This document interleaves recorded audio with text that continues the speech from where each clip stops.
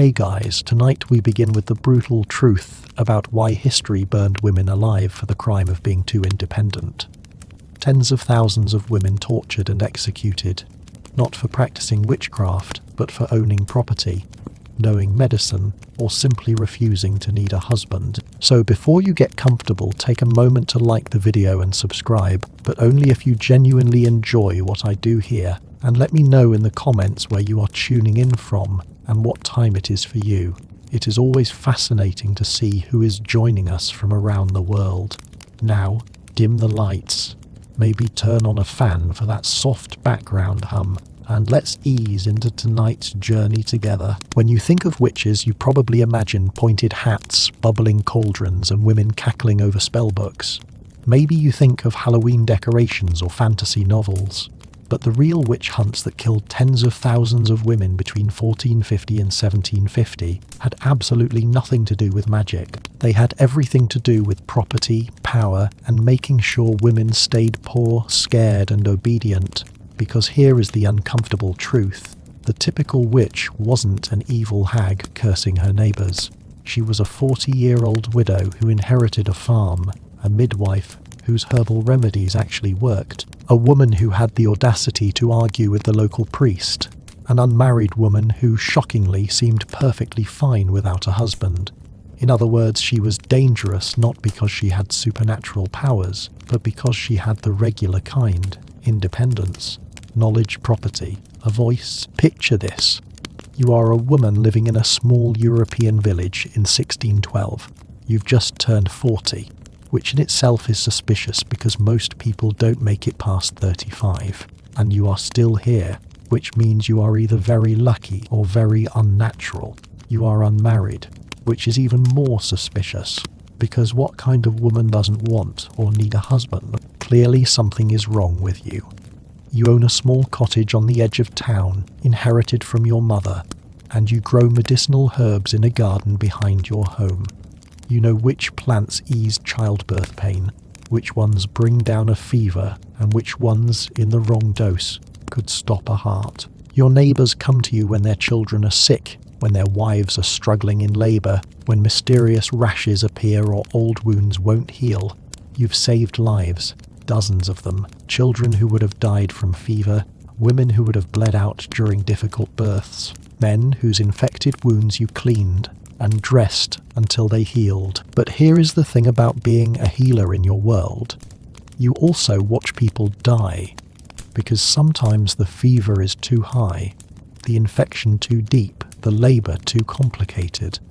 You do everything you know how to do, and it is still not enough.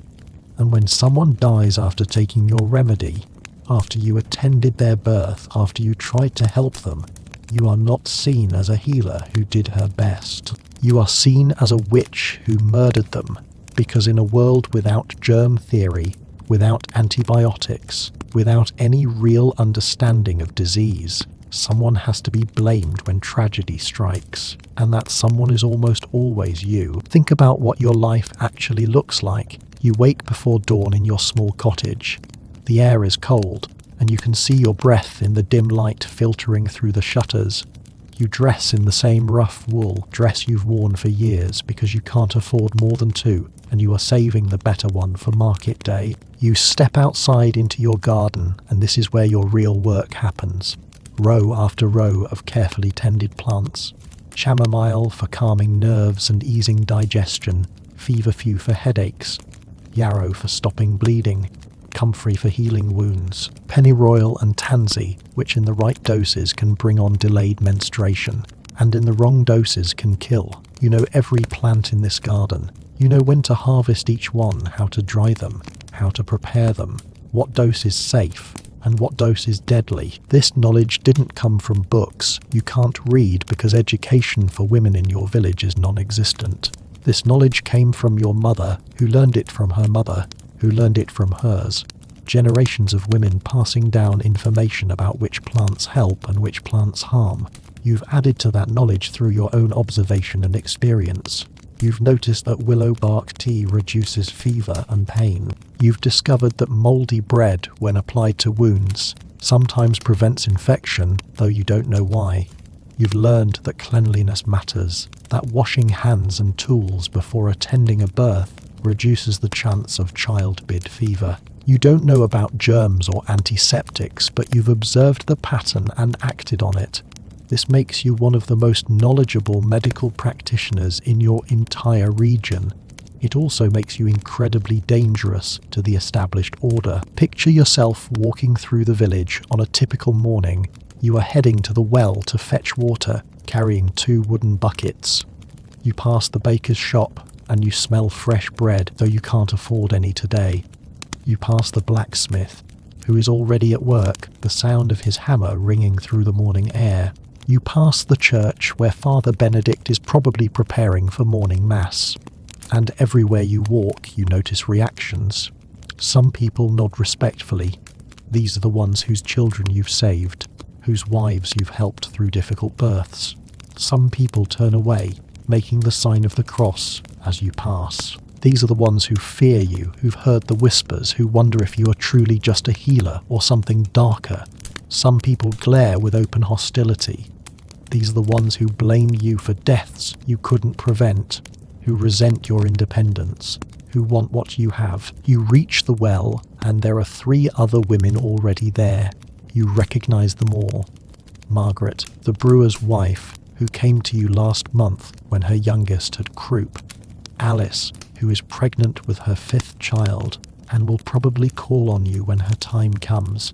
And Eleanor, the priest's housekeeper, who has never consulted you and makes no secret of her disapproval of your work. As you approach, Eleanor makes a show of moving away, pulling her skirts close as if you might contaminate her.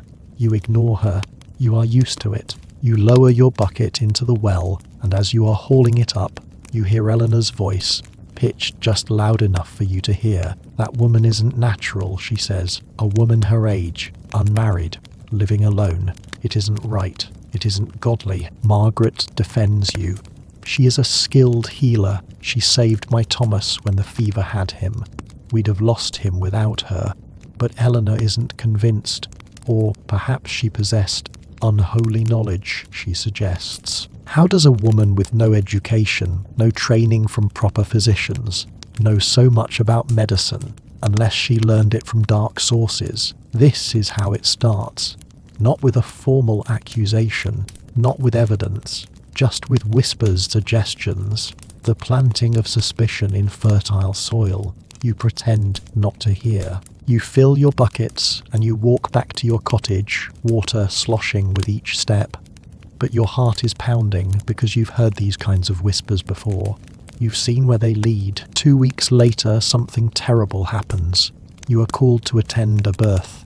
The mother is young, barely 17, and it is her first child. Her name is Catherine, and she is the daughter of one of the wealthier farmers in the area. You arrive at the house to find Catherine already in hard labour. Her mother is there, and 2 aunts, and they all look frightened. You wash your hands thoroughly, which makes the other women exchange glances because they think this is an odd ritual, but you've learned it helps.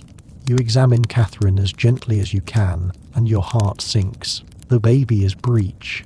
Feet first instead of head first. You've dealt with breech births before.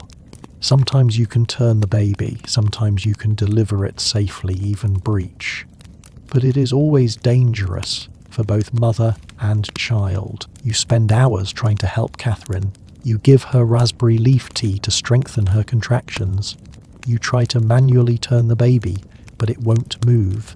You coach her through the pushing, trying to deliver the baby's legs and body without damaging the cord. Catherine is screaming, exhausted, bleeding more than she should. The other women in the room are praying, crying, useless. Finally, after what feels like an eternity, you deliver the baby, a boy. But he is not breathing. You try everything you know. You clear his mouth and nose. You rub his chest. You blow gently into his mouth, an old trick your mother taught you. Nothing works. The baby is dead. And Catherine, who has lost too much blood, is fading. You pack her with cloths, trying to stop the bleeding. You give her yarrow, which sometimes helps. But you know it is not enough. Within an hour, Catherine is dead too. You've lost both mother and child. You are devastated.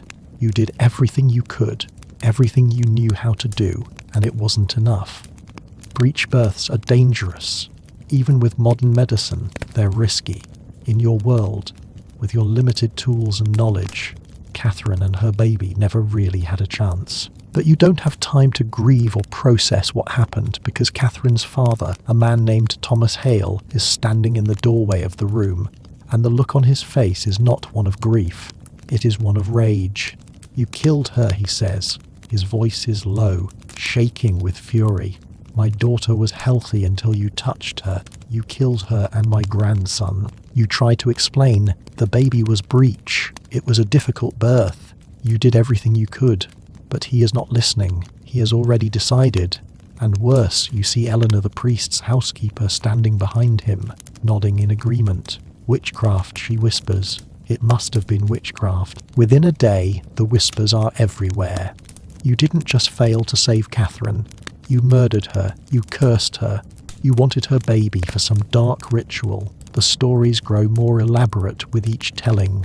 Someone remembers that you walked past Thomas Hale's farm 2 weeks ago and his best cow stopped giving milk the next day. Obviously, you cursed the cow.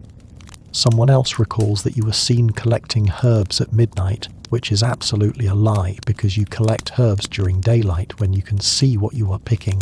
But truth doesn't matter now. Someone claims they saw a black cat following you, which proves you have a familiar spirit. You've lived in this village your entire life. These are people you've known since childhood, people whose relatives you've helped, whose children you've saved, and now they're turning on you with a speed and viciousness that takes your breath away. 3 days after Catherine's death, there is a knock on your door.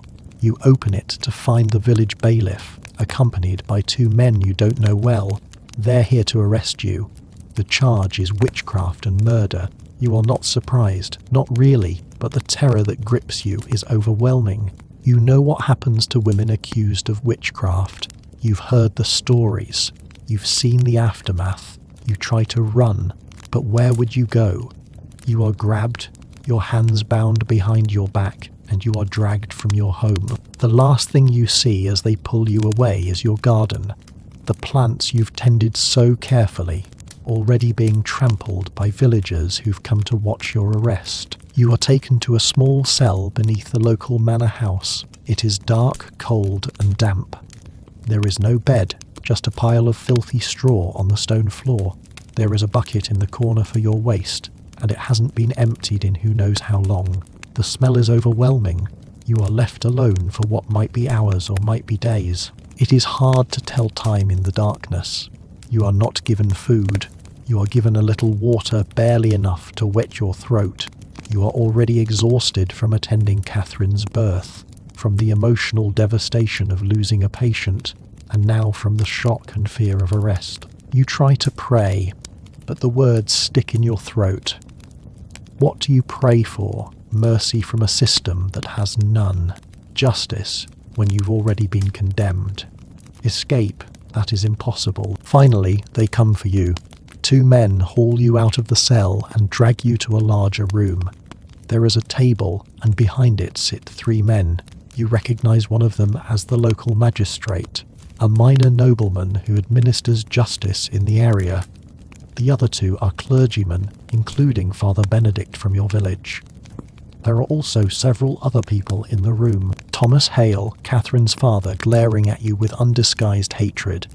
Eleanor, the priest's housekeeper, looking smug. A few other villagers who've come to witness your examination. And in the corner, a man you've never seen before, holding various metal instruments that make your stomach drop. This must be the professional interrogator. The magistrate speaks. You are accused of witchcraft, murder, and consort with the devil. How do you plead? You try to speak, but your mouth is so dry that only a croak comes out. You swallow painfully and try again. Not guilty. I am a healer. I tried to save Catherine.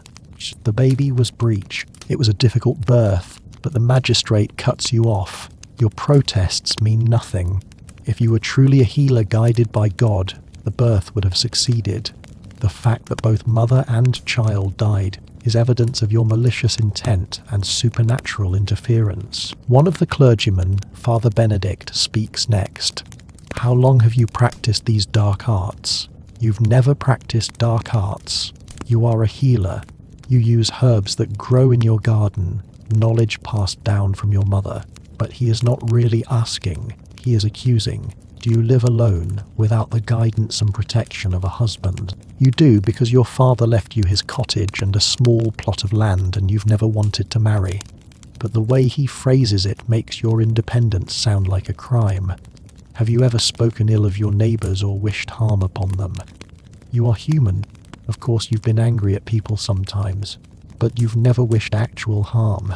Yet any admission of normal human emotion will be twisted into evidence of cursing. Then comes the physical examination. You are ordered to strip completely.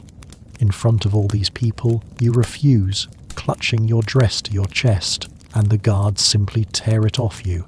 You are standing naked in a cold room, surrounded by people who are examining your body like you are livestock. The man with the instruments, the professional witch finder, begins to inspect you.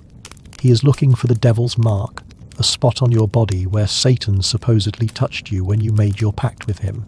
This mark is supposed to be insensitive to pain and won't bleed normally. He has a long pin, and he begins to poke you with it. Your shoulder, your back, your breast, your thigh, everywhere he pokes, and everywhere you flinch in pain, which apparently isn't good enough for him. He finds a small mole on your back just below your left shoulder blade. You've had it your entire life. It is nothing unusual, but to him it is evidence. He jabs the pin into it, and you cry out in pain. He jabs it again, harder, and you scream, but he announces to the room that this mark is less sensitive than the others, that the pain response is delayed. It is clearly the devil's mark. You try to protest, to explain that it is just a mole, that everyone has moles, but no one is listening. They found their evidence. Next comes the swimming test. They take you, still naked, and bind your right thumb to your left big toe, and your left thumb to your right big toe, so you're essentially curled into a ball. Then they carry you to the river, and before you can even fully comprehend what is happening, they throw you in. The water is shockingly cold. You sink immediately because, of course, you sink. You are bound and can't move your limbs. Water fills your nose and mouth. You are drowning. You can't breathe. You thrash desperately, and somehow your head breaks the surface for just a second. You gasp for air, and then you sink again. You are going to die here. But then you feel hands grabbing you, hauling you out of the water. You are dragged onto the riverbank, choking and coughing up water. The magistrate is conferring with the clergyman. There is debate about whether you floated or sank. Some witnesses say you floated briefly, which proves guilt. Others say you sank, which should prove innocence. But the magistrate argues that your thrashing was actually you trying to swim, using unnatural powers to resist the water's judgment. Either way, the conclusion is the same. You are guilty. You are dragged back to your cell, still naked and wet and freezing. You are thrown onto the mouldy straw, and you lie there shivering uncontrollably, your teeth chattering so hard you think they might break. You don't know if it is night or day. You don't know how long you've been here. You don't know if anyone is coming to help you, though deep down you know no one will. To defend an accused witch is to risk being accused yourself. Time passes. You drift in and out of consciousness. You develop a fever, probably from the cold water and exposure. You are delirious, seeing things that aren't there, hearing voices. At some point, someone throws a rough blanket over you. It doesn't help much, but it is something. You are given a piece of bread and a cup of water, the first food you've had in days. You eat it desperately, though it is mouldy and tastes like dirt. You sleep, if you can call it sleep.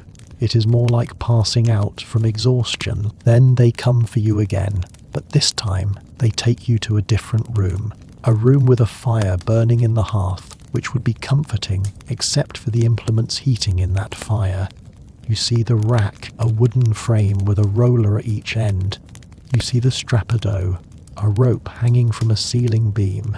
You see thumb screws and leg screws and other instruments whose purpose you can only imagine. The professional interrogator is there, and he explains very calmly what is going to happen. You are going to confess. You are going to admit your pact with the devil. You are going to name your accomplices. You are going to describe the witches' Sabbaths you attended. And if you cooperate, the questioning will be brief. If you don't, it will continue until you do. You try to stay strong. You insist on your innocence. You tell them again that you are just a healer, that you tried to help Catherine, that you have no pact with any devil. The interrogator nods, as if he expected this. Then he signals to his assistants. They grab your hands and force them into thumb screws, metal devices that fit over your thumbs. Then they start to tighten the screws. The pain starts as pressure, uncomfortable but bearable. Then it increases. The metal digs into your flesh. You can feel your thumbnail cracking. The pressure builds and builds, and then there is a sudden sharp agony as the bone breaks. You scream. You can't help it. The pain is beyond anything you've ever experienced. Through the haze of agony, you hear the interrogator's voice. When did you make your pact with the devil? You sob that you never did. He nods, and they tighten the screws more. Your other thumb breaks. You are screaming continuously now, begging them to stop. What form did the devil take when he appeared to you? You don't know what to say. You've never seen the devil, but the pain is unbearable, and you are starting to realize that they won't stop until you give them what they want. So you say something, anything. A man in black, you gasp. He appeared as a man in black. The interrogator seems pleased. Good. When and where did this happen? You make something up 2 years ago in the forest, at midnight. None of it is true, but the truth stopped mattering the moment you were accused. They remove the thumb screws, and you clutch your mangled hands to your chest, whimpering. But they're not done. They want more details. What did the devil promise you? What did you give him in return? Did you sign his book? With what did you sign it? You tell them what they want to hear. He promised you power. You gave him your soul. You signed his book with your blood. It is all fiction, drawn from stories you've heard. Confessions from other accused witches that were probably just as false as yours. But each answer seems to satisfy them, so you keep going. Then comes the worst question. Who else is in your coven? Name the other witches. You freeze. Because naming names means condemning other women to the same fate you are facing. But they're bringing out another device. The boot, an iron case that fits around your leg. They're going to crush your leg bone by bone. If you don't answer, you are in so much pain already. Your hands are destroyed. You can't think clearly, and you are so tired, so broken, that you just want it to end. So you give them names. You name Eleanor, the priest's housekeeper, who has been spreading rumours about you. Maybe part of you wants revenge. You name Alice, the pregnant woman from the well, because you know she consulted you for remedies, which could be twisted into evidence against her. You name 2 other women you barely know, women who live on the outskirts of the village. You don't even know why you choose them. Perhaps because they're vulnerable too. Perhaps because in your agony and desperation, you are just saying whatever comes to mind. The interrogation continues for hours. They want to know about Sabbaths, about flying on broomsticks, about cursing your neighbour's crops and livestock, about killing babies for dark rituals. You confess to all of it. None of it is true, but you confess anyway because the alternative is more torture and you can't endure anymore. Finally, they seem satisfied. You've given them what they needed, a full confession, complete with lurid details and the names of accomplices. You are taken back to your cell and left in the dark with your broken hands and your broken spirit. Days pass. You are not tortured again, but you are not treated either. Your hands become infected. The fever you had before comes back stronger. You drift in and out of delirium. At some point, you are vaguely aware of other women being brought to the cells near yours. You hear crying, screaming, pleading. You recognize Alice's voice at one point, and the guilt threatens to drown you. You condemned her. She is pregnant, and you condemned her to this. But you are too weak, too sick to even call out to her, to apologize, to explain. Then comes the day of your trial, though calling it a trial is generous. You are dragged from your cell into a public square. There is a large crowd gathered. Your confession is read aloud. Every horrible detail you invented under torture is presented as fact. Witnesses testify against you. Thomas Hale describes how healthy his daughter was before you attended her birth. Others describe various misfortunes: a sick cow, a sour batch of beer, a child's fever, and attribute them all to your curses. The evidence is laughable, correlation mistaken for causation, coincidence reinterpreted as malice. But the crowd believes it. They want to believe it. Because if you are guilty, if you are a witch who caused all these problems, then there is a reason for their suffering. There is someone to blame. There is something that can be done to make things better, and that someone is you. The magistrate announces the verdict, guilty on all counts. The sentence is death by burning. You'll be taken to the stake 3 days hence and executed publicly as a warning to others who might consort with the devil. You barely react. You are too weak, too feverish, too broken. Part of you is almost relieved that it will be over soon. You are taken back to your cell to await execution. During these final days, a priest comes to visit, Father Benedict. He offers you a chance to save your soul, if not your life. Confess your sins, show true repentance, and God might have mercy on you in the afterlife. You confess again, because what is the point of resisting now? You confess to everything they want to hear, and in return, the priest promises that you'll be strangled before the fire is lit, a mercy to shorten your suffering. On the day of your execution, you are led through the village streets. You can barely walk, so you are half dragged, half carried. The crowd has turned out in force. Some people are crying, some are praying, some are shouting that you deserve this, that you are evil, that your death will protect the village. You see faces you recognize, the baker whose child you saved from fever 3 years ago. He is looking away, ashamed but not brave enough to speak in your defense. The blacksmith's wife, whose infected hand you treated, preventing the need for amputation. She is crying but silent. And you see the women you named. Alice is there, also being led to execution. She is visibly pregnant, her belly swollen, and the sight of her makes you want to vomit with guilt. Eleanor is there too, which gives you a grim satisfaction. If you are going to die, at least you are taking her with you. You reach the execution site. There are 4 stakes set up, 4 piles of wood. One for you, one for Alice, one for Eleanor, and one for another woman you don't know well. You are tied to your stake. The rough rope cuts into your wrists and ankles, but you barely feel it anymore. You are beyond pain now, floating in a strange, detached haze. The executioner approaches. He is supposed to strangle you first. The mercy the priest promised. But as he puts the garrote around your neck, you hear Thomas Hale shout from the crowd, "No mercy for the witch who murdered my daughter. Burn her alive." The executioner hesitates, looking to the magistrate for direction. The magistrate nods. The executioner steps back without tightening the garrote. You realize you are not getting the mercy after all.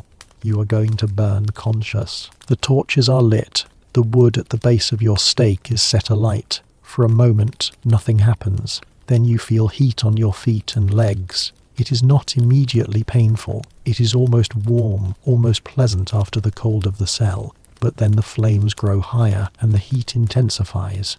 Your dress catches fire, and now the pain begins. It is unlike anything you've ever experienced. Your skin is burning, blackening, splitting. The smell of your own burning flesh fills your nostrils.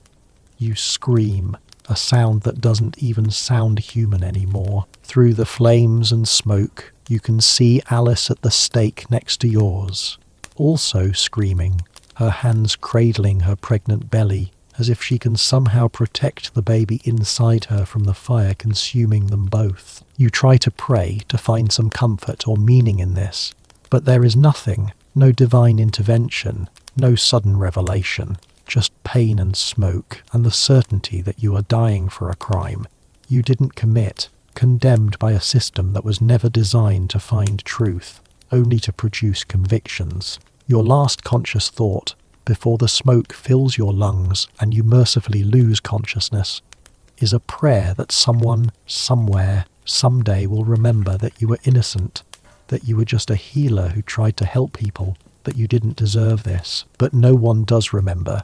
Your name isn't recorded in any official document beyond the trial records, and those records only identify you as a convicted witch, a servant of Satan, a murderer.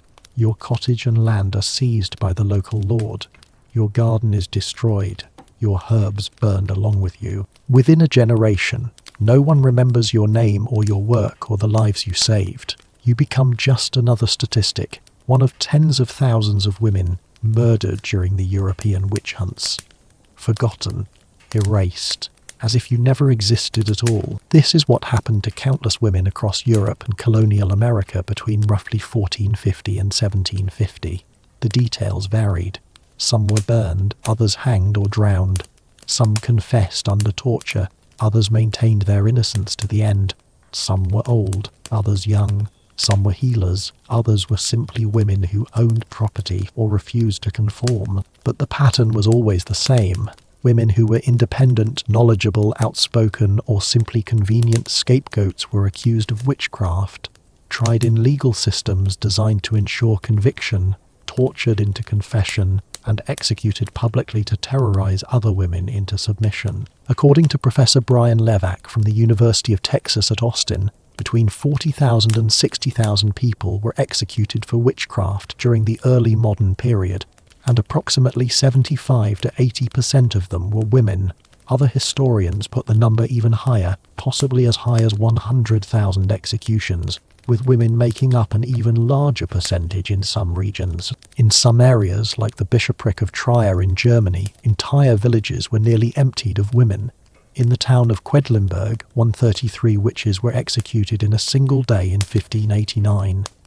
In the Scottish witch hunts, the proportion of women accused was even higher, sometimes reaching 90%. But these numbers don't capture the full horror for every woman executed. There were many more accused but acquitted or who died during interrogation or imprisonment. There were women who escaped accusation only by fleeing their homes, leaving behind everything they owned. There were women who lived in constant fear, policing their own behaviour, making themselves as small and inconspicuous as possible to avoid suspicion. The witch hunts created a climate of terror that affected millions of women, fundamentally reshaping what it meant to be female in early modern Europe. Let's talk about who these women actually were, because the historical records, biased as they are, still preserve some names and stories. In 1612, in Pendle, England, 12 people were accused of witchcraft, and 9 were eventually hanged. Most were women from 2 families who practiced folk healing and had a long-standing rivalry. Elizabeth Sothern, known as Old Demdike, was about 80 years old and blind. She'd been a healer and wise woman for decades. Her granddaughter Eliza Device was barely into her 20s. They were accused along with Anne Whittle, called Old Chattox, and her daughter, and several others from their families and neighbourhood. The accusations began with a peddler who claimed Alison Device had cursed him, causing him to have a stroke. When questioned, Alison, probably terrified, confessed and implicated her grandmother. Once the accusation started, they snowballed. Old Demdike confessed to a pact with the devil made decades earlier. But look at the details of her confession. She was desperate, poor, living on the margins of society. Someone offered her food and friendship in exchange for her soul. Whether this actually happened or whether she invented it under pressure, the story reveals her vulnerability. She was so poor, so marginalized, that selling her soul for bread would have seemed like a reasonable trade. The Pendle witches were hanged at Lancaster Castle. Old Demdike died in prison before the execution, probably from the harsh conditions. Alison Device died on the gallows as a young woman, condemned because a peddler had a stroke in her presence, and because she was related to women who practiced healing. The trials were documented in a pamphlet called The Wonderful Discovery of Witches in the County of Lancaster, and this document became a bestseller, spreading fear of witches and encouraging more prosecutions. In 1692, in Salem, Massachusetts, the accusations began with young girls experiencing fits and claiming to be possessed. But look at who was actually accused and executed. The first 3 women arrested were Tituba, an enslaved woman from the Caribbean, Sarah Good, a homeless beggar who was pregnant, and Sarah Osborne, a woman who'd scandalized the community by living with a man before marriage and then fighting her sons for control of her late husband's estate. Notice the pattern: an enslaved woman with no social power, a homeless woman with no resources, and a woman who'd asserted property rights that men thought should belong to them. As the panic spread, more women were accused. Rebecca Nurse, a 71-year-old woman known for her piety, was accused and hanged, despite a petition signed by 39 neighbours attesting to her good character. Bridget Bishop, who owned a tavern and dressed in colourful clothing making her unconventional, was the first to be executed.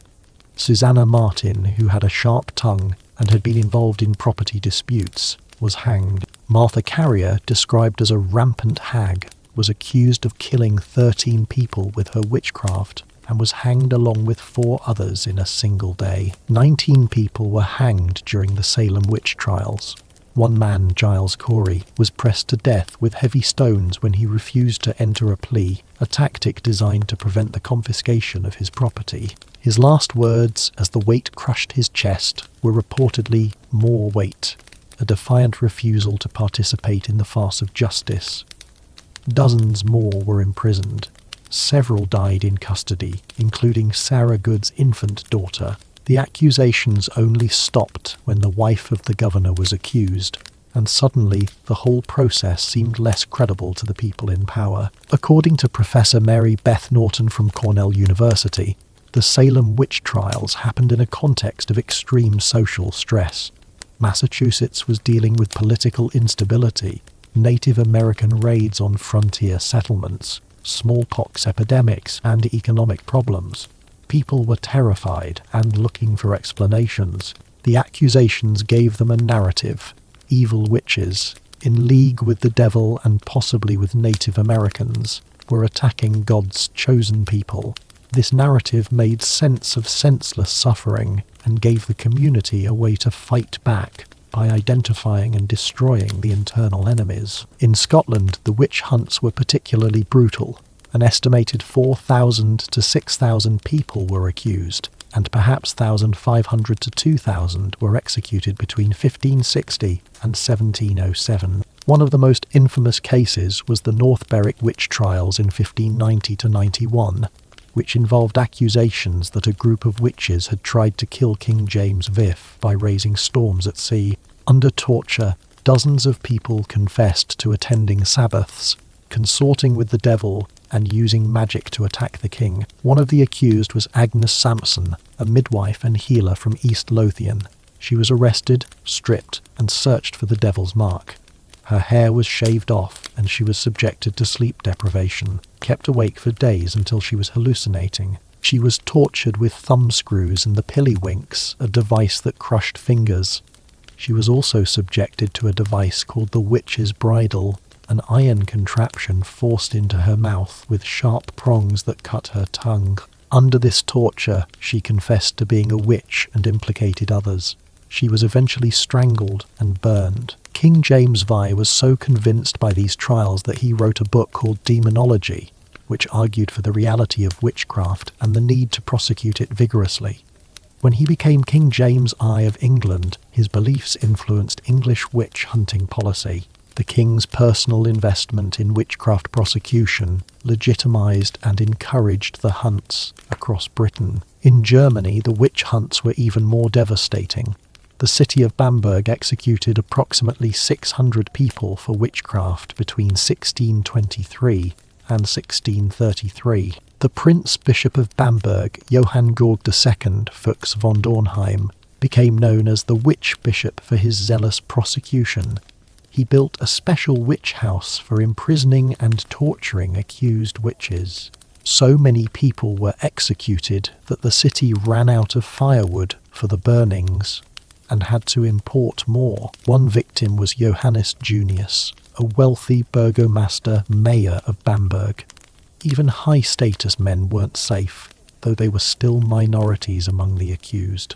Junius was arrested in 1628. Under torture, he confessed to attending a witch's sabbath and renouncing God, but he managed to smuggle a letter out of prison to his daughter, and this letter survived. In it he described in heartbreaking detail how he was tortured. The thumb screws crushed his fingers until blood spurted from his nails. He was subjected to leg screws that crushed his legs. When he still wouldn't confess, they subjected him to strappado 6 times, dislocating his shoulders. Finally, in agony, he confessed to everything they wanted to hear, even though it was all lies. He was executed shortly after. His letter stands as one of the few first-person accounts we have of the torture process from the victim's perspective. In the Basque region of Spain, an inquisitor named Alonso de Salazar Friars investigated a wave of witch accusations in the early 1600s.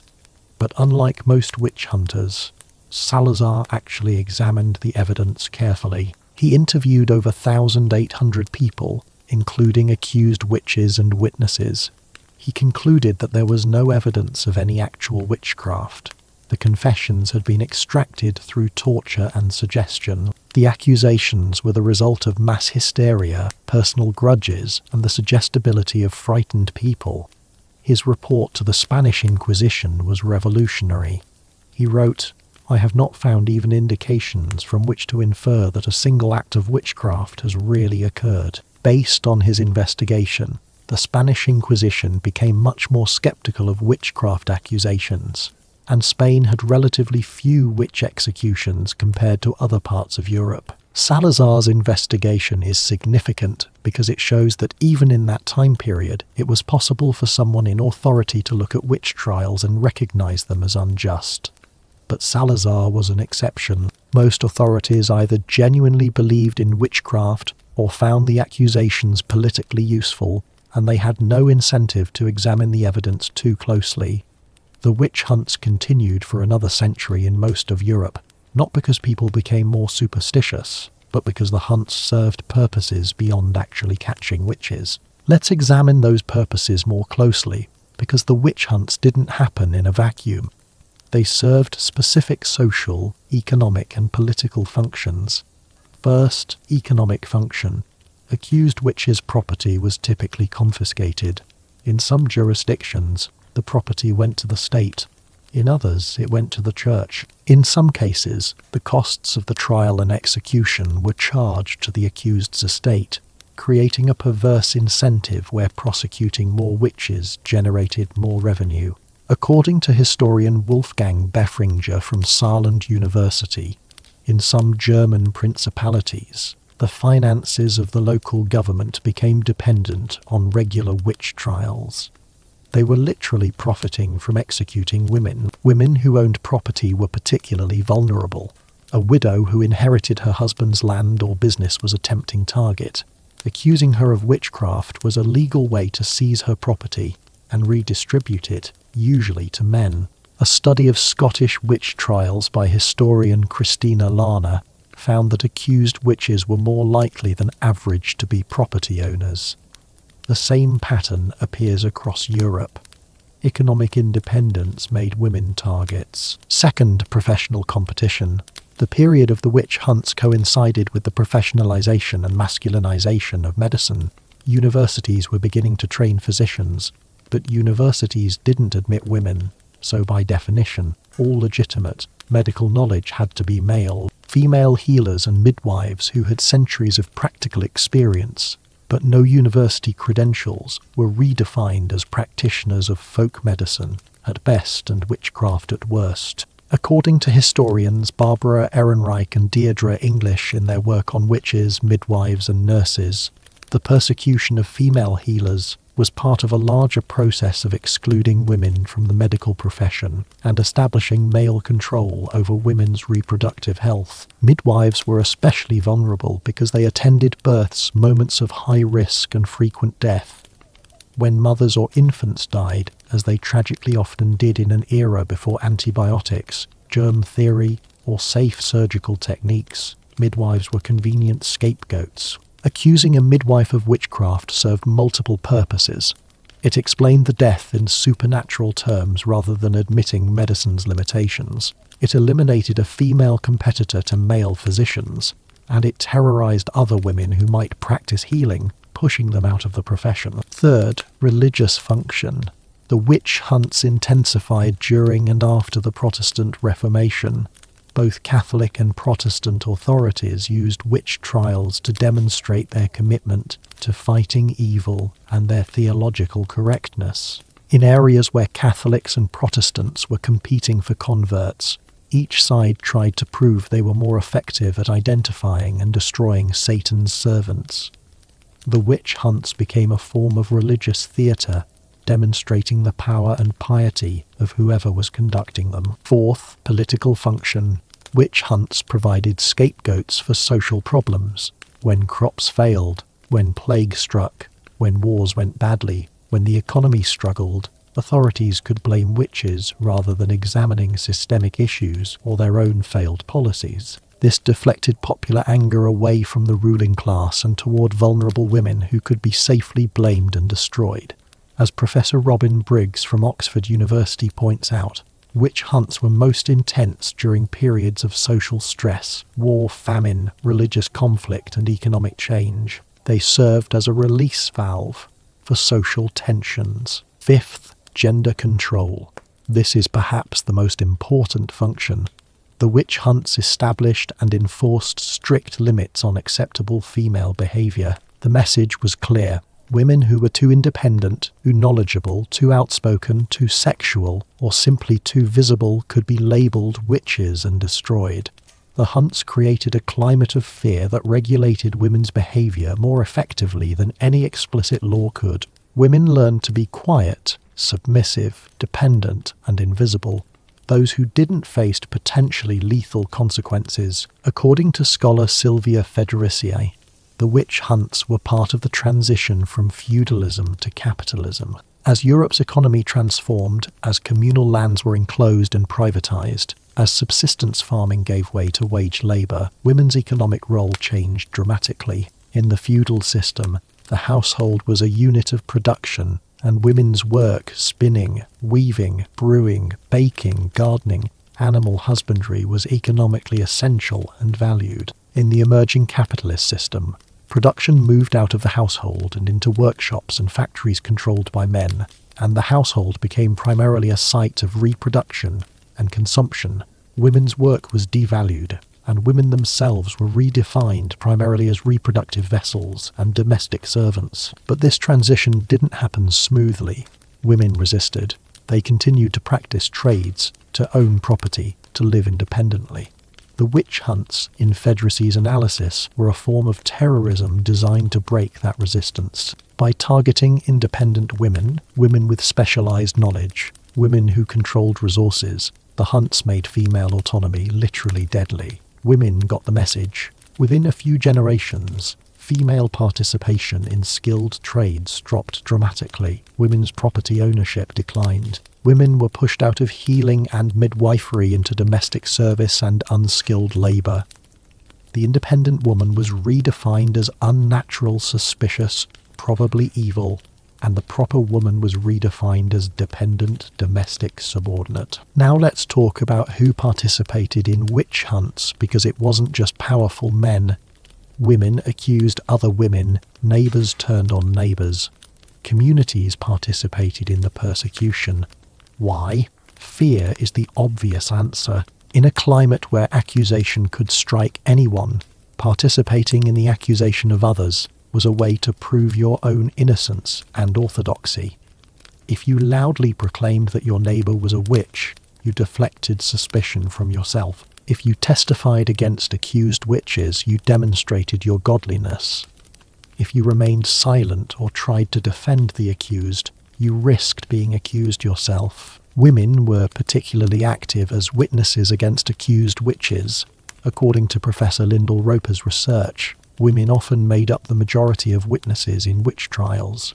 This makes a horrible kind of sense. Women were the ones who attended births, who witnessed healing practices, who knew the details of other women's daily lives. They were also the ones most directly threatened by other women's success or independence. If your neighbour's herbal remedies were more effective than yours, if she got clients you needed, if she had property you coveted, accusation was a way to eliminate the competition. The witch hunts created a culture where women policed other women's behaviour viciously. Any deviation from accepted norms, being too friendly with men, or not friendly enough, being too knowledgeable, or too ignorant, being too wealthy, or too poor, being too young and pretty, or too old and ugly, could trigger an accusation. Women learned to conform rigidly and to punish other women who didn't. This internalized misogyny, women enforcing patriarchal norms on other women, was one of the most effective tools of the witch hunts. Some women accused others out of genuine belief. In a world where the devil's power was considered absolutely real, where misfortune needed supernatural explanation, some women truly believed that other women had cursed them. If your child sickened after your neighbour looked at them strangely, in a culture that accepted the evil eye as real, you might genuinely believe that neighbour had used witchcraft. If your beer went sour after you had an argument with a local healer, you might genuinely believe she'd cursed you. The witch hunts were sustained not just by cynical manipulation, but also by sincere belief in the reality of malicious magic. But we should be very careful not to blame women for the witch hunts. Yes, women participated, but they did so in a system created and controlled by men. The laws that made witchcraft a capital crime were written by men. The courts that tried witches were staffed by men. The theological and philosophical texts that explained why women were more susceptible to witchcraft were written by men. The torture was conducted by men. The ultimate decision to execute was made by men. Women's participation, whether motivated by fear, belief, or malice, happened within a patriarchal structure that exploited divisions among women to maintain overall male control. The witch hunts also reveal how intersecting vulnerabilities compound risk. Women who were poor were more vulnerable than wealthy women, at least until the accusations expanded to include the wealthy. Women who were old were more vulnerable than young women. Women who were widows or unmarried were more vulnerable than married women with male protection. Women who were ethnically or religiously different were more vulnerable than those in the majority. Tituba's status as an enslaved Caribbean woman in Puritan Massachusetts made her an easy first target in Salem. Jewish women in some parts of Europe faced accusations that combined anti-Semitism with misogyny. Women with disabilities were more likely to be accused. Race, class, age, marital status, religion, ability, all of these intersected with gender to determine vulnerability. The witch hunts didn't just target women, they targeted the most vulnerable women, the ones with the least power to defend themselves, the ones whose deaths would provoke the least resistance. This pattern of targeting the most vulnerable is consistent across different times and places. It is a feature, not a bug, of systems of oppression. Now, let's address the question of whether any actual witchcraft was happening.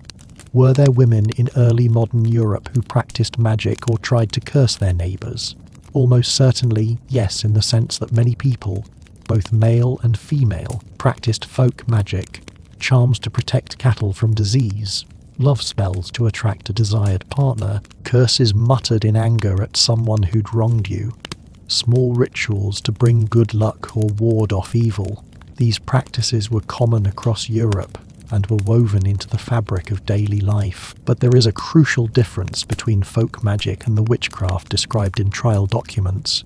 Folk magic was petty, everyday, and mostly harmless. A charm spoken over a sick child, an amulet to protect travellers, a ritual to make butter churn faster. It didn't involve pacts with the devil, flying on broomsticks, attending Sabbaths where witches gathered to worship Satan, or causing mass death and destruction. The witchcraft described in confessions and prosecutions was almost entirely fantasy, drawn from theological texts, extracted through torture, and shaped by interrogators' leading questions. When accused witches confessed to flying to Sabbaths, meeting the devil, having sex with demons, and killing dozens of people through magic, they weren't describing reality. They were repeating stories they'd been told, either implicitly through cultural narratives or explicitly during interrogation. The confessions are remarkably similar across different regions and time periods, because the interrogators were asking the same questions based on the same theological beliefs. The answers were predetermined. Consider the impossibility of the confessed acts. Women confessed to flying through the air, but no one ever actually saw anyone fly.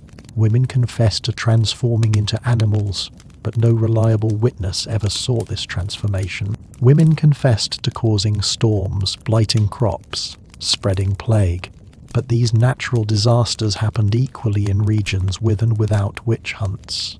If witches really had the power attributed to them, they could have defended themselves against their accusers. The fact that they were so easily captured, imprisoned, and killed proves they didn't have supernatural powers. What the witch hunts reveal is not the reality of witchcraft, but the power of belief to shape reality.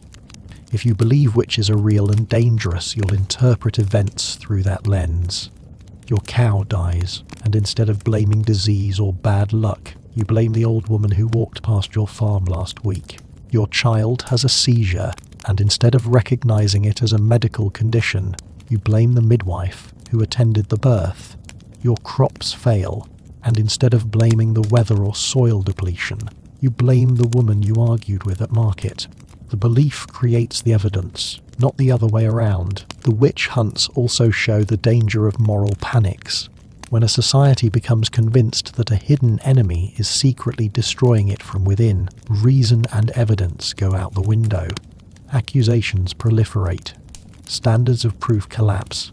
Innocent behavior is reinterpreted as sinister. Anyone who questions the panic becomes suspect themselves. The panic becomes self-sustaining, generating its own evidence through tortured confessions and expanding accusations. And the panic only ends when the costs become too high, when too many powerful people are threatened, or when the authorities who benefit from it decide to move on to other concerns. We can see similar dynamics in other moral panics throughout history. The Red Scare in 1950s America, where accusations of communist sympathy could destroy careers and lives based on the flimsiest evidence. The Satanic Panic of the 1980s and 90s, where hundreds of people were accused of participating in secret satanic cults that abused children based largely on recovered memories and leading questions that created false memories. The parallels to the witch hunts are striking. Accusations of secret conspiracies, confessions extracted through suggestion and pressure, snowballing accusations as each accused person names others, the destruction of innocent lives, and eventual recognition that the whole thing was largely fantasy. The witch hunts began to decline in different regions at different times for different reasons. In Spain, as mentioned, the Inquisition became skeptical of witch accusations after Salazar's investigation in the early 1600s. In the Netherlands, witch prosecutions declined in the mid-1600s as more rational legal standards took hold. In England, the last execution for witchcraft was in 1684, and the Witchcraft Act was repealed in 1736. In Scotland, the last execution was in 1727. In Germany and France, executions continued into the early 1700s in some regions. In Poland, the last known execution for witchcraft in Europe was in 1793. The decline wasn't because people suddenly stopped believing in witches. Most people continued to believe in the reality of witchcraft well into the 1800s, but elite opinion shifted. The Enlightenment emphasis on reason, evidence, and natural law made the theatrical torture fact-based witch trials seem primitive and embarrassing. Legal reforms raised evidentiary standards, making it harder to convict based solely on spectral evidence or tortured confessions. Economic changes made the persecution of independent women less pressing, as those women had already been largely excluded from property ownership and skilled trades. And in some cases, the hunt simply exhausted themselves, having already killed so many women that the pool of convenient targets was depleted. Importantly, the end of witch hunts wasn't accompanied by apologies or acknowledgement of injustice. The laws were quietly repealed. The executions stopped, but there was no reckoning with what had been done. The women who'd been executed weren't exonerated. Their confiscated property wasn't returned to their heirs. The authorities who'd conducted the hunts weren't held accountable. Society simply moved on, leaving tens of thousands of murdered women in unmarked graves and forgotten histories. It took centuries for any kind of official recognition. Scotland didn't officially pardon people convicted of witchcraft until 2004. Switzerland pardoned the last person executed for witchcraft, Anna Gildi, in 1782, only in 2008. In 2006, the city of Bamberg, Germany, created a memorial to the victims of the witch trials there. These gestures, coming hundreds of years late, can't undo the injustice or restore the lives destroyed, but they matter symbolically as acknowledgements that what happened was wrong. Today, in some parts of the world, witch accusations still occur and still lead to violence. In parts of sub-Saharan Africa, particularly Tanzania, Ghana, Kenya, and others, accusations of witchcraft, predominantly against women, result in beatings, expulsions from communities, and murders. In India, particularly in rural areas, women accused of being witches are attacked and sometimes killed. In Papua New Guinea, witch accusations lead to torture and murder, often of women but also sometimes men. According to UN statistics, hundreds of people are killed each year after being accused of witchcraft. The dynamics are depressingly familiar. Someone dies or falls ill, economic hardship strikes, community tensions flare, and a vulnerable person, usually an older woman, is blamed and scapegoated. The belief in witchcraft provides an explanation for misfortune and a target for communal violence. The pattern established in early modern Europe continues in different cultural contexts, but with the same underlying structure, scapegoating vulnerable people, predominantly women, to explain suffering and maintain social control. So what do we do with this history? First, remember it. The women murdered in the witch hunts deserve to be remembered as victims of injustice, not as the witches they were labelled. Most of their names are lost, but we can honour them collectively by refusing to forget what happened. Second, recognise the patterns. When women are targeted for being too independent, too outspoken, too unconventional, we can see the echoes of witch hunt dynamics. When women's appearance or behaviour is policed more harshly than men's, when women's competence is reframed as threatening, when women are scapegoated for social problems, the underlying logic is the same. Third, resist. Refuse to participate in tearing down women who don't conform to narrow gender roles. Refuse to police other women's behaviour. Refuse to accept that women should be quiet, modest, invisible. Support women's autonomy, knowledge, power, and independence. Precisely the things that made women vulnerable to witch accusations. Fourth, build solidarity.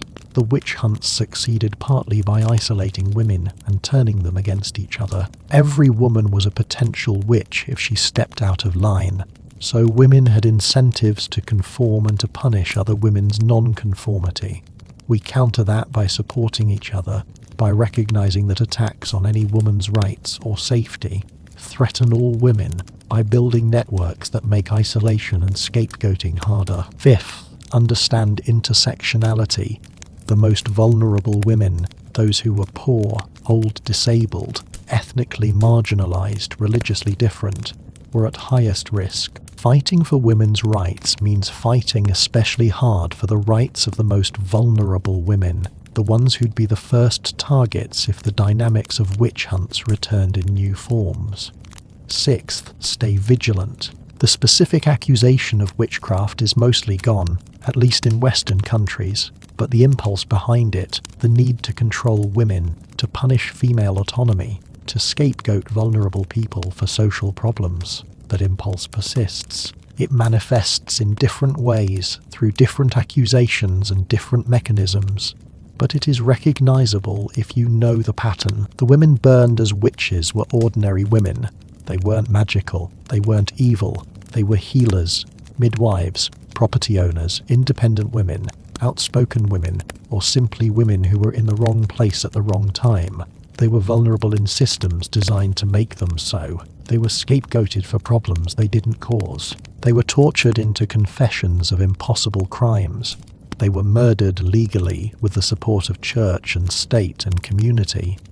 And they were forgotten, erased from history, except as cautionary tales about the dangers of female wickedness. But you can remember them differently. You can remember them as victims of one of history's greatest injustices. You can honor them by using the freedoms they never had. You can claim the independence, knowledge, and power that got them killed.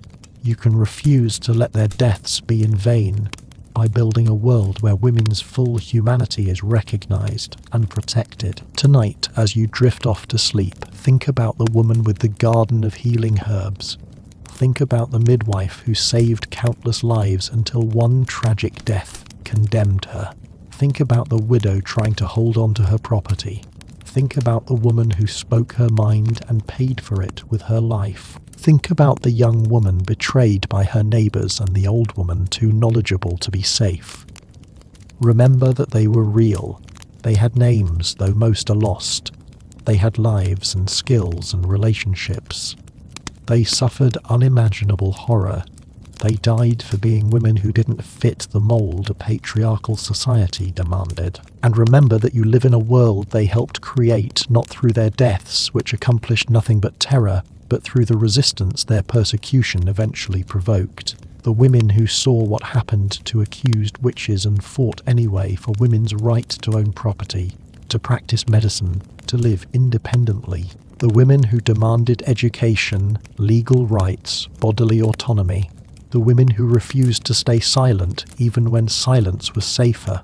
You are the beneficiary of centuries of women's resistance to the logic that killed the accused witches. So honor them by being the kind of woman they might have been allowed to be if they'd lived in a freer world. Be knowledgeable, be independent, be outspoken when necessary, be unapologetically yourself.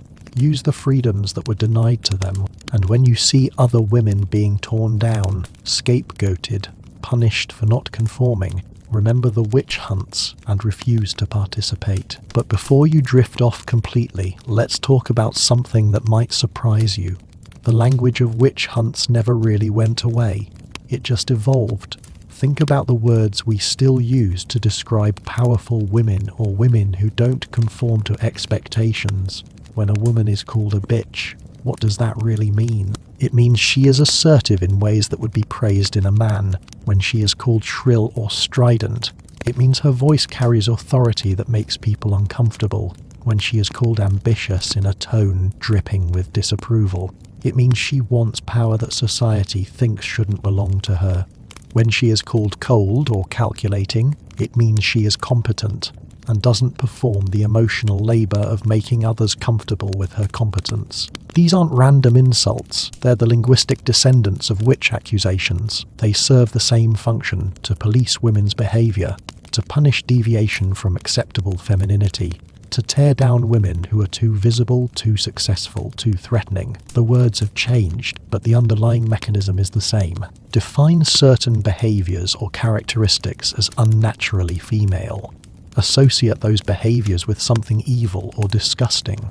Use that association to justify attacking, diminishing, or destroying the woman who exhibits them. Look at how powerful women in politics are treated. You've seen it, the visceral hatred directed at female politicians that far exceeds normal political disagreement. The obsessive focus on their appearance, their clothes, their voice, their facial expressions, things that rarely come up when discussing male politicians. the conspiracy theories that paint them as evil masterminds orchestrating elaborate schemes, the sexualized insults and rape threats, the assumption that their ambition must be unnatural, that they must be hiding something sinister, that they're not really qualified, but got where they are through manipulation or witchcraft of the metaphorical kind. When Hillary Clinton ran for president, the vitriol directed at her wasn't just about policy disagreements. She was called a witch. Literally, at rallies, people chanted about burning her or locking her up.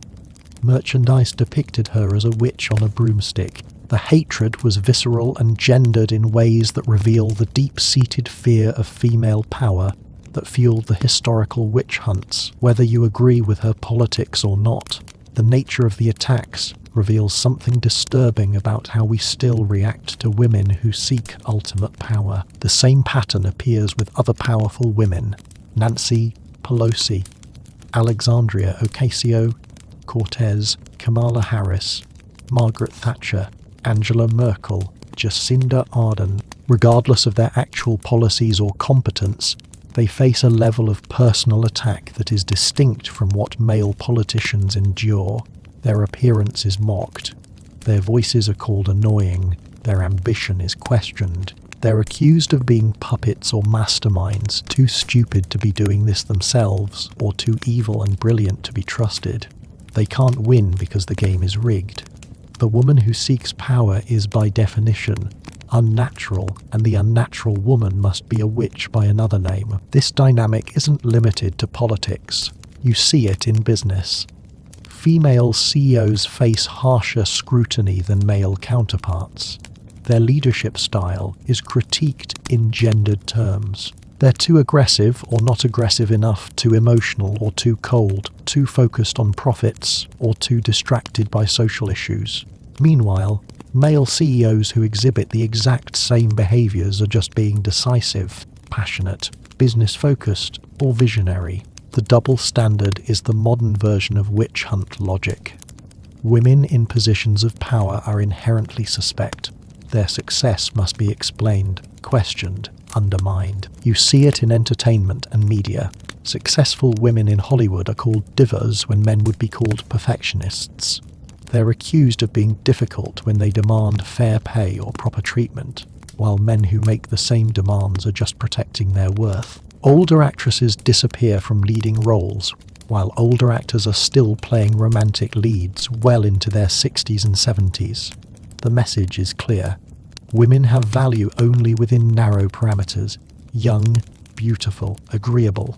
Step outside those parameters, and you become invisible or monstrous, just like the post-menopausal women who are most vulnerable to witch accusations. Modern women past a certain age are marginalized and dismissed. You see it in how women's bodies are policed.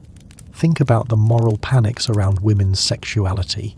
Slut-shaming serves the same function as witch accusations. It punishes women for sexual autonomy. It creates categories of good women, chaste, modest, sexually restrained, and bad women, promiscuous, immodest, sexually free. And the bad women can be legitimately attacked, harassed, assaulted, ruined, because they've violated the rules that keep women in their place. The language of purity and corruption of good girls and sluts mirrors exactly the language of the witch trials, where women were divided into godly women who submitted to male authority and witches who embraced carnal sin and demonic power. Think about the abortion debate, not in terms of your personal position on it, but in terms of the rhetoric used. Women who seek abortions are often called murderers, selfish, unnatural. The assumption underlying much anti-abortion rhetoric is that women's primary purpose is reproduction, and a woman who rejects that purpose, who claims bodily autonomy over reproductive duty, is violating natural and divine law. This is the same logic that made midwives vulnerable during witch hunts. Women who had knowledge of herbs that could induce miscarriage, who could help other women control their reproduction, were seen as threatening the natural order where women's bodies existed primarily for bearing children. The specifics have changed, but the underlying ideology that women's bodily autonomy is dangerous and must be controlled remains. You see it in online harassment.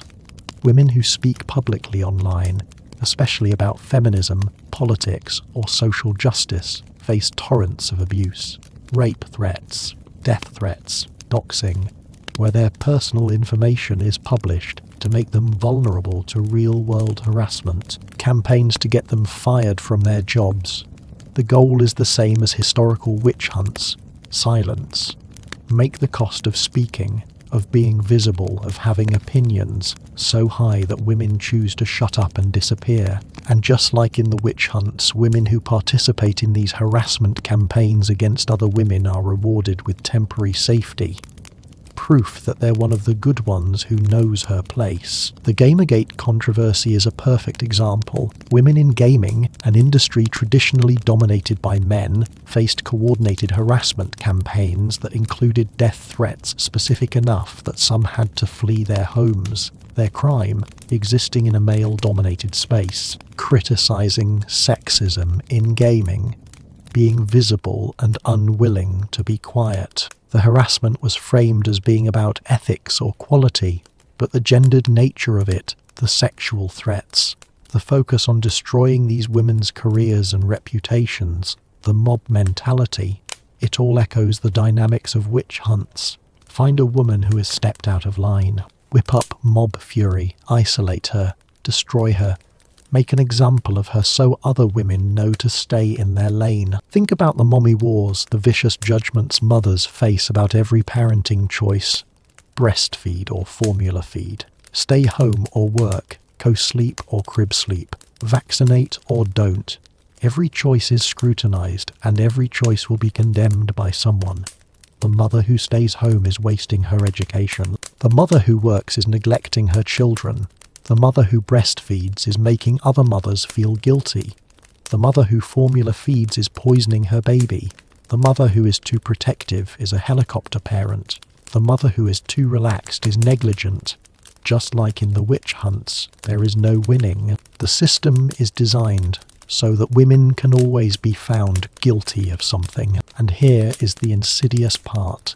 Women police other women's choices viciously, continuing the pattern from the witch hunts. The stay-at-home mom judges the working mom.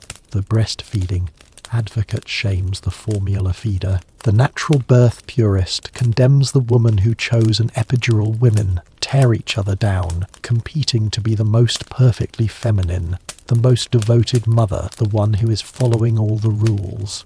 Because in a world where stepping out of line is dangerous, proving you are in line by attacking others who aren't provides temporary safety. It is the same mechanism that made women accuse other women of witchcraft. Self-preservation through sacrificing others. Let's talk about beauty standards and how they function as a modern form of witch hunt ideology. Think about what you were told a woman should look like. Young, thin, but not too thin. Curvy but only in the right places, tall but not too tall, made up but naturally so, sexy but not slutty, put together but effortless. The standards are contradictory and impossible, and that is the point. If the standards were achievable, they couldn't function as a control mechanism. The impossibility is what makes them effective. Every woman fails to meet all the standards, which means every woman can be criticized, shamed, found wanting. The beauty industry profits enormously from this. You are sold products to fix everything that is wrong with you, and the definition of what is wrong keeps expanding. Your pores are too large, your skin tone is uneven, your eyelashes are too short, your lips are too thin, your body hair is disgusting, your natural smell is unacceptable. You need makeup, but you also need makeup remover. You need anti-aging products starting in your 20s. You need to prevent wrinkles that you don't have yet. The message is clear. Your natural state is unacceptable. You must constantly work to be acceptable, and even then, you'll fail. This serves the same function as witch accusations. It keeps women focused on their appearance, on being acceptable, on conforming to impossible standards, rather than on acquiring actual power. It keeps women competing with each other over who is most beautiful rather than building solidarity. It keeps women spending time and money on beauty products and procedures rather than education or investments. And it ensures that aging women who can no longer meet youthful beauty standards become culturally invisible, just like postmenopausal women in Witch Hunt. Era Europe became disposable. Think about cosmetic surgery and the pressure women face to remain young-looking. The normalization of Botox, fillers, facelifts. The mockery directed at women who age naturally compared to praise for women who've aged well, which usually means they've had work done. The impossible standard is to look 30 forever, and women who don't achieve this, either by choice or by financial limitation, are dismissed as having let themselves go. The crime is the same as in the witch hunts. Aging, becoming the kind of woman who is no longer sexually desirable, but who still has knowledge, experience, opinions. That kind of woman has always been dangerous. Now let's examine how witch hunt dynamics appear in workplace discrimination. You've probably seen it or experienced it. The woman who is assertive is called bossy. The woman who negotiates for higher pay is difficult. The woman who reports harassment is a troublemaker. The woman who is successful must have slept her way to the top. The woman who is pregnant is suddenly a liability. The woman who takes maternity leave is not committed. The woman who doesn't want children is selfish. The woman who shows emotion is too sensitive. The woman who doesn't show emotion is a robot. Every choice, every behavior, every natural human characteristic is reframed as a professional failing when a woman exhibits it. And just like in the witch hunts, women who succeed in male-dominated fields often do so by distancing themselves from other women. The only woman on the team who assures everyone she is not like other women. She is one of the guys. She doesn't care about feminist issues. She thinks women who complain about sexism are just weak. She is the female version of the women who testified against accused witches, trying to save herself by proving she is one of the good ones, different from those other women who deserve to be punished for not fitting in. It is a survival strategy in a hostile environment, but it perpetuates the system that made it necessary. Think about the Number Me Too movement and the backlash it faced. Women came forward with stories of sexual harassment and assault, many describing experiences from years or decades ago. And what was the response from many quarters? Why didn't you report it at the time? What were you wearing? Were you drinking? Are you sure you didn't misunderstand? Aren't you just trying to get attention or money? The woman's word is automatically suspect. Her motives are questioned. Her behavior is scrutinized for any evidence that she somehow deserved what happened or that she is lying. The man's word, especially if he is powerful, is given more weight. The woman must prove beyond any doubt that she is a perfect victim. And even then, she probably won't be believed. This is witch trial logic. The accused woman's testimony means nothing. Her accusers are believed. Any deviation from perfect victimhood, she continued working with him. She didn't report it immediately. She wasn't visibly traumatized enough, is used to discredit her entirely. And women who come forward face professional destruction, public mockery, and often legal retaliation. The cost of speaking up is designed to be so high that most women stay silent, just like in Witch Hunt. Era Europe, most women who were harmed by powerful men had no recourse because speaking up would have made them the ones on trial. Let's talk about the specific ways accusations against modern women mirror witch accusations structurally. Remember the impossible tests from witch trials. If you float, you are guilty. If you sink, you are innocent but dead. Modern women face impossible tests too. If you are not maternal enough, you are a bad woman. If you are too maternal, you are a bad feminist. If you are sexual, you are a slut. If you are not sexual, you are a prude. If you speak up about injustice, you are angry and shrill. If you don't speak up, you are complicit. If you succeed, you are threatening. If you fail, you are proof. Women can't do it. Every choice leads to condemnation. The test is designed so you can't pass. Think about women in relationships and the impossible standards there. You should be independent, but not too independent. You should have your own career, but still do most of the domestic work. You should be sexually available, but not demanding. You should be emotionally supportive, but not needy. You should know what your partner wants without him saying it, but also you shouldn't assume. You should age gracefully, while your partner ages distinguished. You should maintain your pre-baby body, while also being nurturing and focused on your children. The standards are contradictory specifically to ensure that you can always be found at fault for something. And when relationships fail, who gets blamed? Look at how divorced women are perceived versus divorced men. He is a bachelor again, reclaiming his freedom. She is a divorcee, damaged goods. If there are children, she is probably a single mother struggling, a burden on society, or maybe an irresponsible one who couldn't keep her family together. He is a part-time dad, maybe, but his identity isn't defined by his parental status the way hers is. The woman who initiates divorce is selfish, destroying the family together. The man who initiates it is just doing what is best for him. Same action, completely different judgment based on gender. Just like the same behavior, living alone, having knowledge, owning property, was unremarkable in a man, but made a woman a witch suspect. Consider how women's anger is treated. When you are angry about injustice, about discrimination, about harassment, how is that anger received? You are told you are being emotional, you are hysterical, you are overreacting, you need to calm down. Maybe you are on your period, as if that would invalidate your legitimate grievances. Men's anger is taken seriously, seen as righteous indignation or justified outrage.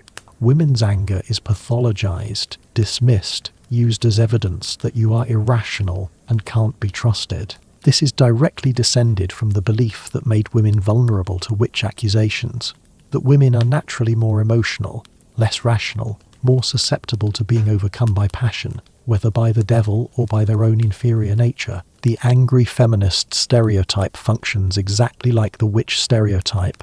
Take women who have legitimate grievances about systemic inequality, dismiss them as angry, ugly man, hating harpies, make the very act of demanding equality seem unattractive and unfeminine, ensure that other women distance themselves from feminism to avoid being associated with those angry women. It is the same tactic. Make the woman who demands change into a monster, so other women learn not to demand anything. Think about how women's knowledge and expertise are treated.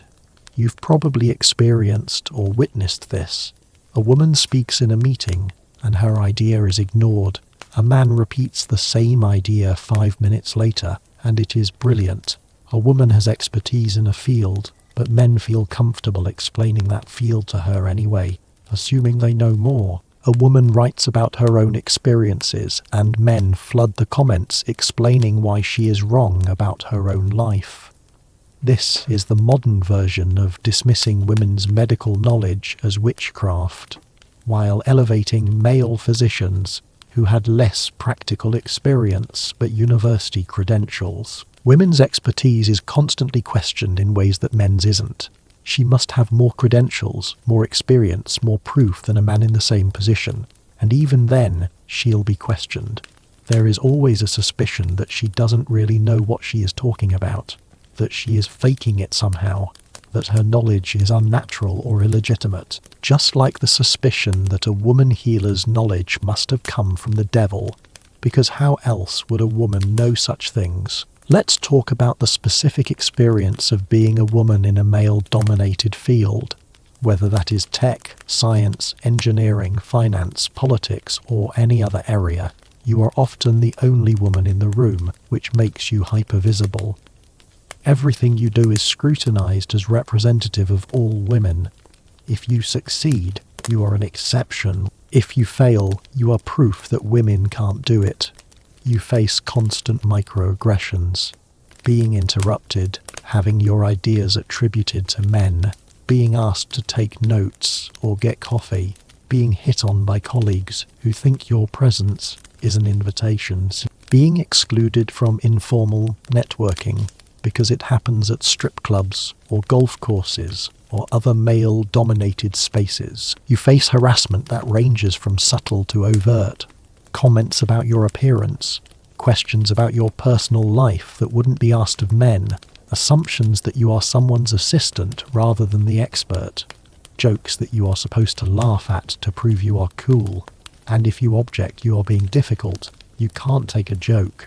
You are not a culture fit. The culture being one that is actively hostile to your presence, but pointing that out makes you the problem. This is structurally identical to being a woman healer in a profession that was being masculinized. Your presence is tolerated only if you don't make waves. Don't demand equal treatment. Don't threaten male dominance. Step out of line and you'll be pushed out. The Whisper Network is a modern version of the warnings women gave each other about which men were dangerous, which employers were hostile, which situations to avoid. Just like women in witch hunt era, Europe must have whispered to each other about who was vulnerable, who was attracting suspicion, what behaviours to avoid. Modern women share information about which men are creeps, which companies are hostile to women, which industries are particularly difficult. It is survival knowledge passed between women, necessary because official channels don't protect us. Think about how women are treated when they report workplace harassment or discrimination. The investigation, if there is one, often focuses more on the woman's behaviour than the perpetrators. What were you wearing? Did you ever socialise with him outside work? Did you laugh at his jokes? Are you sure you didn't misinterpret? The woman becomes the one on trial, her every action scrutinised for evidence that she somehow brought it on herself or that she is lying. Meanwhile, the man's career and reputation must be protected. We wouldn't want to ruin his life over one mistake, would we? Even if it is not one mistake, but a pattern of behaviour spanning years. And often, the woman who reports faces retaliation. She is transferred. She is given bad performance reviews. She is fired for pretextual reasons. She is blacklisted in her industry. The message is clear, just like in witch hunts. Speaking up will destroy you. Keep quiet. Put up with it. Make yourself small and unthreatening. The woman who refuses to do so, who insists on being treated fairly, who demands accountability, she is the troublemaker who must be removed. Not the man who created the hostile environment. Her, for refusing to tolerate it silently. Consider how the medical establishment treats women, because this is where the legacy of witch hunts is perhaps most direct. For centuries, women's medical knowledge was denigrated and women were pushed out of healing professions. Today, women's pain and symptoms are routinely dismissed or minimized by doctors. Studies show that women wait longer in emergency rooms. Their pain is more likely to be attributed to anxiety or hysteria. Their symptoms are more likely to be dismissed as psychosomatic. Conditions that primarily affect women, like endometriosis, take an average of 7 to 10 years to diagnose because women's reports of severe pain aren't taken seriously. The word hysteria itself comes from the Greek word for uterus. For centuries, women's health complaints were attributed to their wombs wandering around their bodies, causing problems. The wandering womb theory was nonsense, but it served a purpose. It pathologized being female. It made women's bodies inherently problematic, unreliable, prone to malfunction. It gave medical authority, held by men, license to dismiss women's experiences of their own bodies. That legacy persists. Women know their bodies, know something is wrong, but aren't believed. Male doctors' assumptions override women's lived experience. Think about reproductive health care and how women's autonomy is consistently undermined. Doctors who refuse to prescribe birth control based on their own religious beliefs. Doctors who refuse to perform tubal ligations on women under 35 or without children, because what if you change your mind? As if permanent sterilization decisions are only valid if a man approves or if you fulfilled your reproductive duty first. The assumption that women's reproductive capacity isn't really theirs to control, that it belongs to future husbands or to society's need for babies or to religious doctrine, is the same assumption that made midwives dangerous during witch hunts. Women who controlled reproduction were threatening the natural order. Let's examine how women's sexuality is still policed in ways that mirror witch hunt logic. The virgin or dichotomy is alive and well. Women are supposed to be sexually available, but not sexually active, desirable but not desiring, sexy but not sexual. The woman who has casual sex is a slut, damaged, used up. The woman who doesn't have sex is a prude, frigid, problematic. The woman who is raped is questioned about what she did to invite it.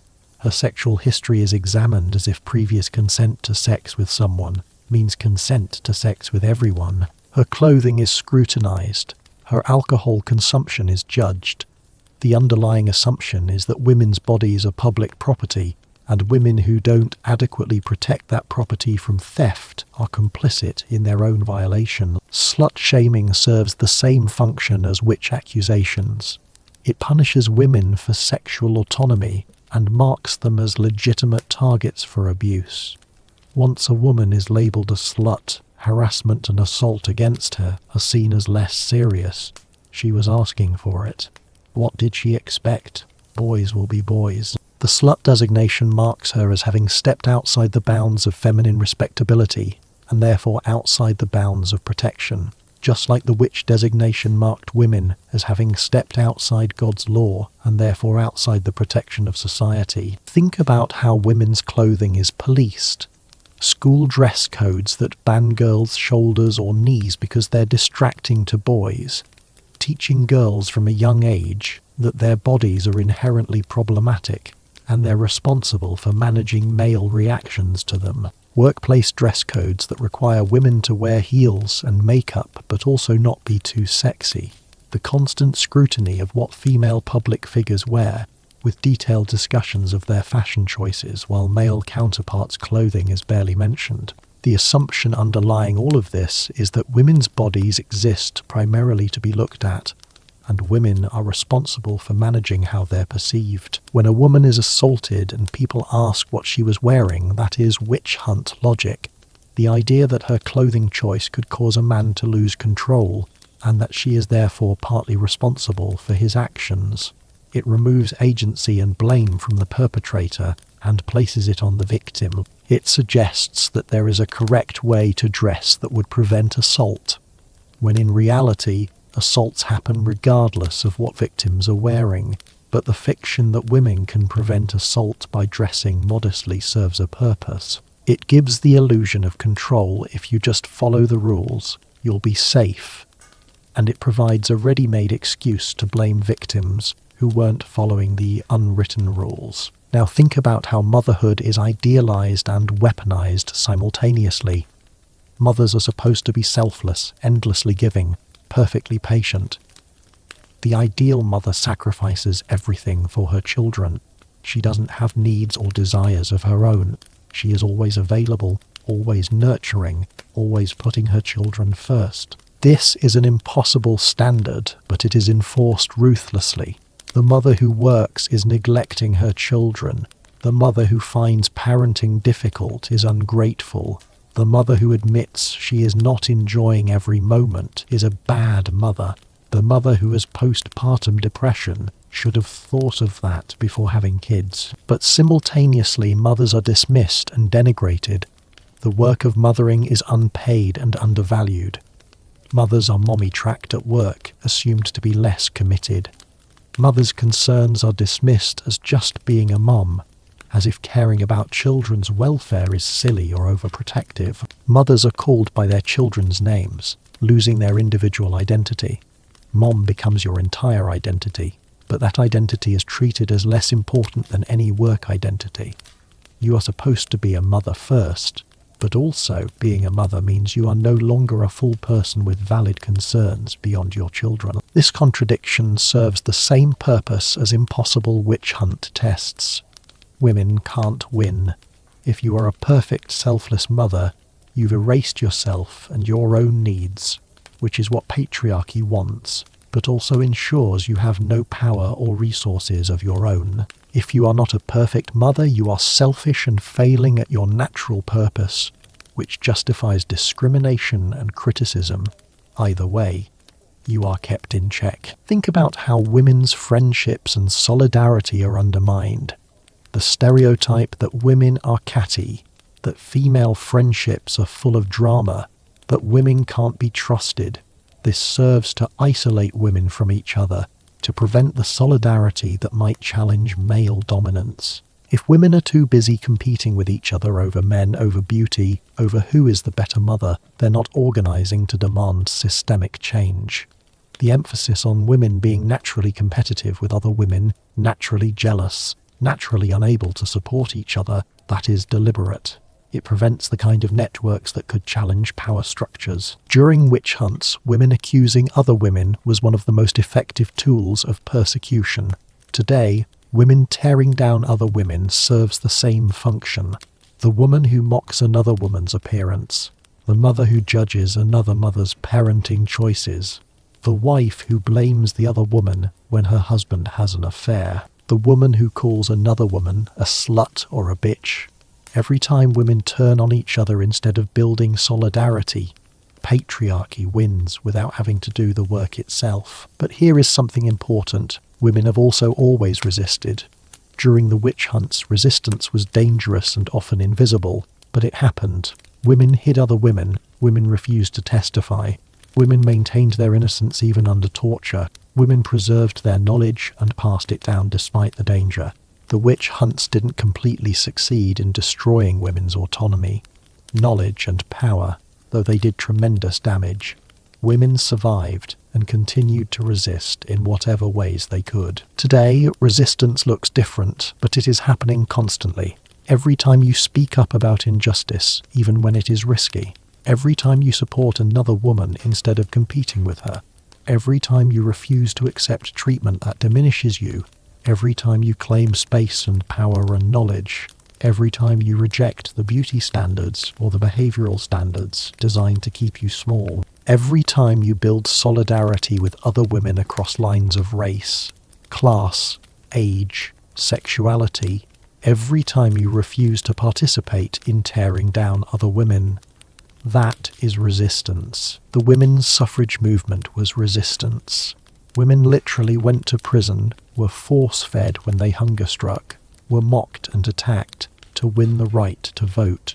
The second-wave feminist movement was resistance. Women demanded equal pay, reproductive rights, protection from domestic violence, recognition that the personal is political. The Me Too movement is resistance. Women refusing to stay silent about harassment and assault, even knowing they'll face professional and personal consequences. The current movements for reproductive justice, for equal pay, for representation, for protection from violence, all of it is resistance to the same systems that burned women as witches. And you participate in this resistance every day, perhaps without even realizing it.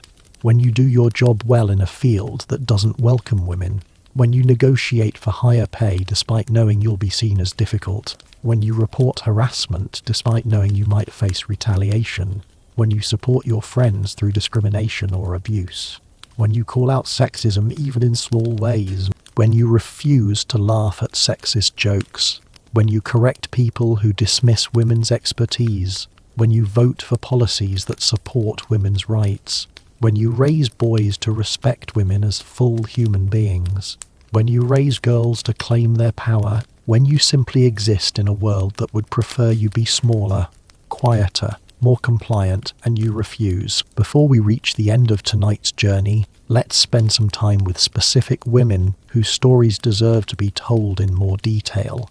These aren't the famous cases that made it into pamphlets and history books. These are the women whose experiences reveal the everyday horror of living under the threat of witch accusations. These are the women whose names we're lucky to have at all. In 1654 in Essex, England, there was a woman named Anne West. She was about 60 years old, a widow who supported herself by spinning and selling yarn.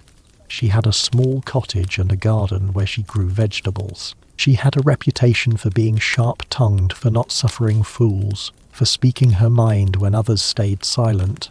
When the local vicar preached a sermon she disagreed with, she said so loudly in the churchyard after the service. When a merchant tried to cheat her on the price of wool, she argued with him publicly.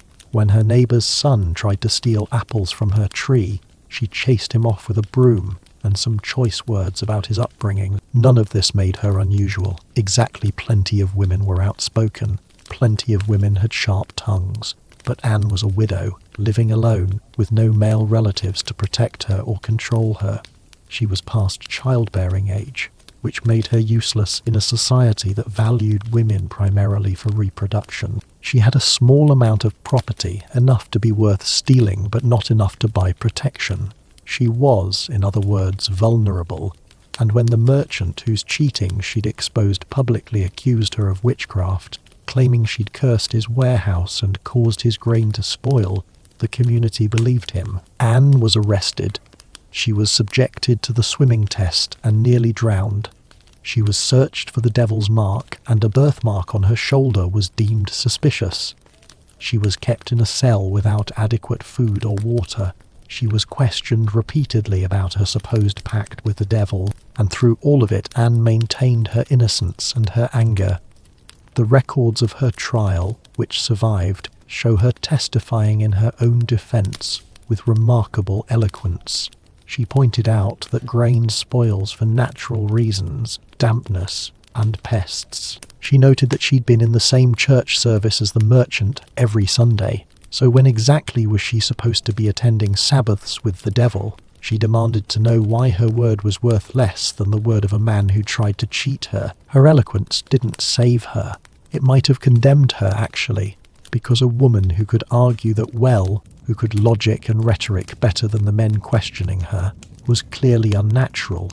Anne West was convicted of witchcraft and hanged in 1655.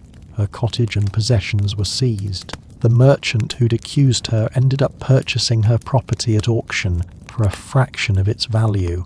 Draw your own conclusions about his motives, or consider Elizabeth Lois, accused of witchcraft in Wissensteig, Germany in 1562. Elizabeth was a midwife, one of the most skilled in the region. She delivered hundreds of babies over her 30-year career. She knew techniques for turning breech babies. She knew which herbs could strengthen contractions and which could slow bleeding. She had a lower maternal and infant mortality rate than most midwives because she was that good at her work. But when the wife of a local nobleman died in childbirth, despite Elizabeth's best efforts, Elizabeth became a suspect. The nobleman couldn't accept that his wife had died from natural causes, from a complication that no midwife of that era could have prevented. He needed someone to blame. He needed it to be someone's fault. And Elizabeth, the woman who'd been there, the woman whose knowledge seemed almost supernatural in its effectiveness, became that someone. He accused her of using witchcraft to kill his wife, claiming she'd made a pact with the devil in exchange for her midwifery skills. Because how else could a woman, uneducated in universities, have such knowledge? Elizabeth was tortured extensively. The records describe her being subjected to the strappado, to thumbscrews, to sleep deprivation. She eventually confessed to everything they wanted to hear. She said the devil had appeared to her as a handsome man and offered her power if she'd serve him. She said she'd attended Sabbaths where witches gathered to worship Satan. She said she'd killed babies and caused miscarriages through her dark arts. All of it was fiction, produced by torture. The tragic reality was that Elizabeth had devoted her life to saving mothers and babies, and she was murdered for it. Elizabeth Lois was burned at the stake in 1563. Within 5 years there were no skilled midwives left in the region. Women died in childbirth at higher rates. Babies died more frequently. The knowledge Elizabeth had accumulated over decades was lost. The women who might have learned from her were too terrified to practice midwifery openly. The persecution of one woman had ripple effects that harmed countless others. That is the point. That is what witch hunts accomplish. They don't just destroy the accused, they terrorize entire communities into compliance. Think about Alison Device, one of the youngest victims of the Pendle witch trials. She was in her early 20s when she was accused and executed. Her crime: she'd had an argument with a peddler who then had a stroke. The peddler claimed Alison had cursed him. When questioned, Alison, probably terrified and confused, admitted that she'd wished ill on the peddler after their argument. She'd muttered under her breath that he'd be sorry for cheating her. This was presented as evidence of witchcraft, as if angry thoughts could cause strokes, as if Alison's wish for karma had medical causative power. But here is what makes Alison's case particularly tragic. She wasn't tortured into confession. She confessed almost immediately, probably hoping that cooperation would lead to mercy. She implicated her own grandmother, old Demdike, thinking maybe if she gave them what they wanted, she'd be released. Instead, her confession was used to arrest more members of her family. Her mother, Elizabeth, her sister, Janet. By the time Alison realized that confession wouldn't save her, it was too late. She'd already condemned herself and her entire family. Alison Device was hanged at age 23 for the crime of being poor female and unlucky enough to have an argument with someone who subsequently got sick. Let's talk about one more case, this one from Scotland. In 1661, a woman named Isabel Gowdy gave one of the most detailed confessions of witchcraft in Scottish history. She described attending Sabbaths, meeting the devil, flying through the air, and various acts of maleficium. Her confession was so elaborate, so full of specific details about demonic rituals and witch activities, that it has been studied by historians and occultists for centuries. Some people have claimed it as evidence that witchcraft was real. Others have used it to explore folkloric beliefs about fairies and spirits. But here is what often gets lost in the analysis of Gowdy's confession. She gave it voluntarily without any record of torture. Why? We don't know for certain, but historians have theories. She may have been mentally ill, experiencing delusions or hallucinations that she interpreted through the cultural framework of witchcraft. She may have been suicidal, seeking a way to end her life in a culture where suicide was a mortal sin. But execution for witchcraft, if confessed and repented, might allow for Christian burial. She may have been seeking attention or importance in a life where she had none, transforming herself from a poor, marginalized woman into someone with secret power. Whatever her reasons, Isabel Gowdy's confession led to her execution in 1662, and her detailed descriptions of witch activities were used to justify further witch hunts in Scotland. Her words, whether products of mental illness, desperation, or imagination, became evidence that the threat of witches was real and extensive. They were used to terrorize and persecute other women. Gowdy herself may have been a victim of circumstances we can barely understand, but her legacy was used to create more victims. These individual stories matter because they remind us that statistics, 40,000 to 60,000 executed, are actually thousands of individual women. Each one had a life, a story, reasons for becoming a target. Each one experienced unimaginable horror. Each one was a person, not just a number in a historical accounting, and each one's death served a purpose for someone. Sometimes that purpose was financial, seizing property. Sometimes it was professional, eliminating competition. Sometimes it was personal, settling grudges. Sometimes it was political, demonstrating authority. But it was never about actual witchcraft, because witchcraft as defined in the accusations and confessions didn't exist. Now let's talk about the economics of witch hunts more explicitly, because understanding who profited from these persecutions illuminates why they persisted for so long. In many German territories, the costs of witch trials, imprisonment, interrogation, torture, and execution were charged to the accused witch's estate. Think about the perverse incentive this created. The more witches you accused and convicted, the more revenue you generated. Some regions developed what was essentially a witch trial industry. Professional witch finders travelled from town to town, offering their services for a fee. Torture specialists were paid per session. Executioners received payment for each execution. According to historian Wolfgang Baringer's research on the Bamberg witch trials, the bishop's administration kept detailed financial records that show systematic profit from witch persecutions. They recorded expenses for kindling for the burnings, for the interrogators' fees, for the guards' wages, and they recorded revenue from seized property, from fees paid by other territories to borrow their expert witch finders, even from selling the ashes of burned witches as supposedly powerful magical ingredients.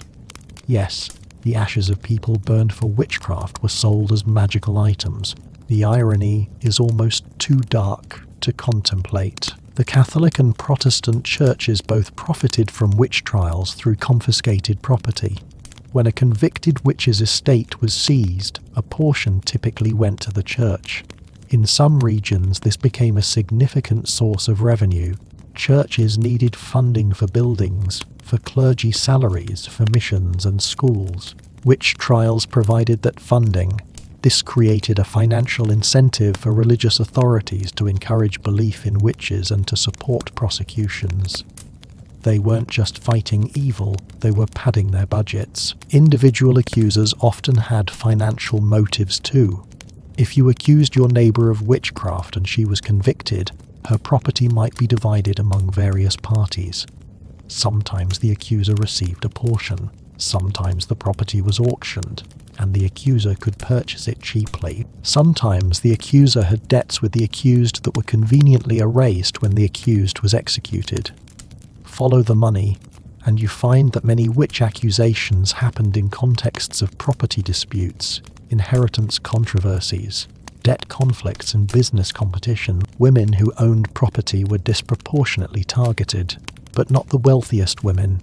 The wives of lords and kings had sufficient power and protection to usually avoid accusation. The very poor women had no property worth seizing. The most vulnerable women were those in the middle, widows with small inheritances, unmarried women with cottages and land, women who ran small businesses. They had enough to be worth stealing, but not enough to buy safety.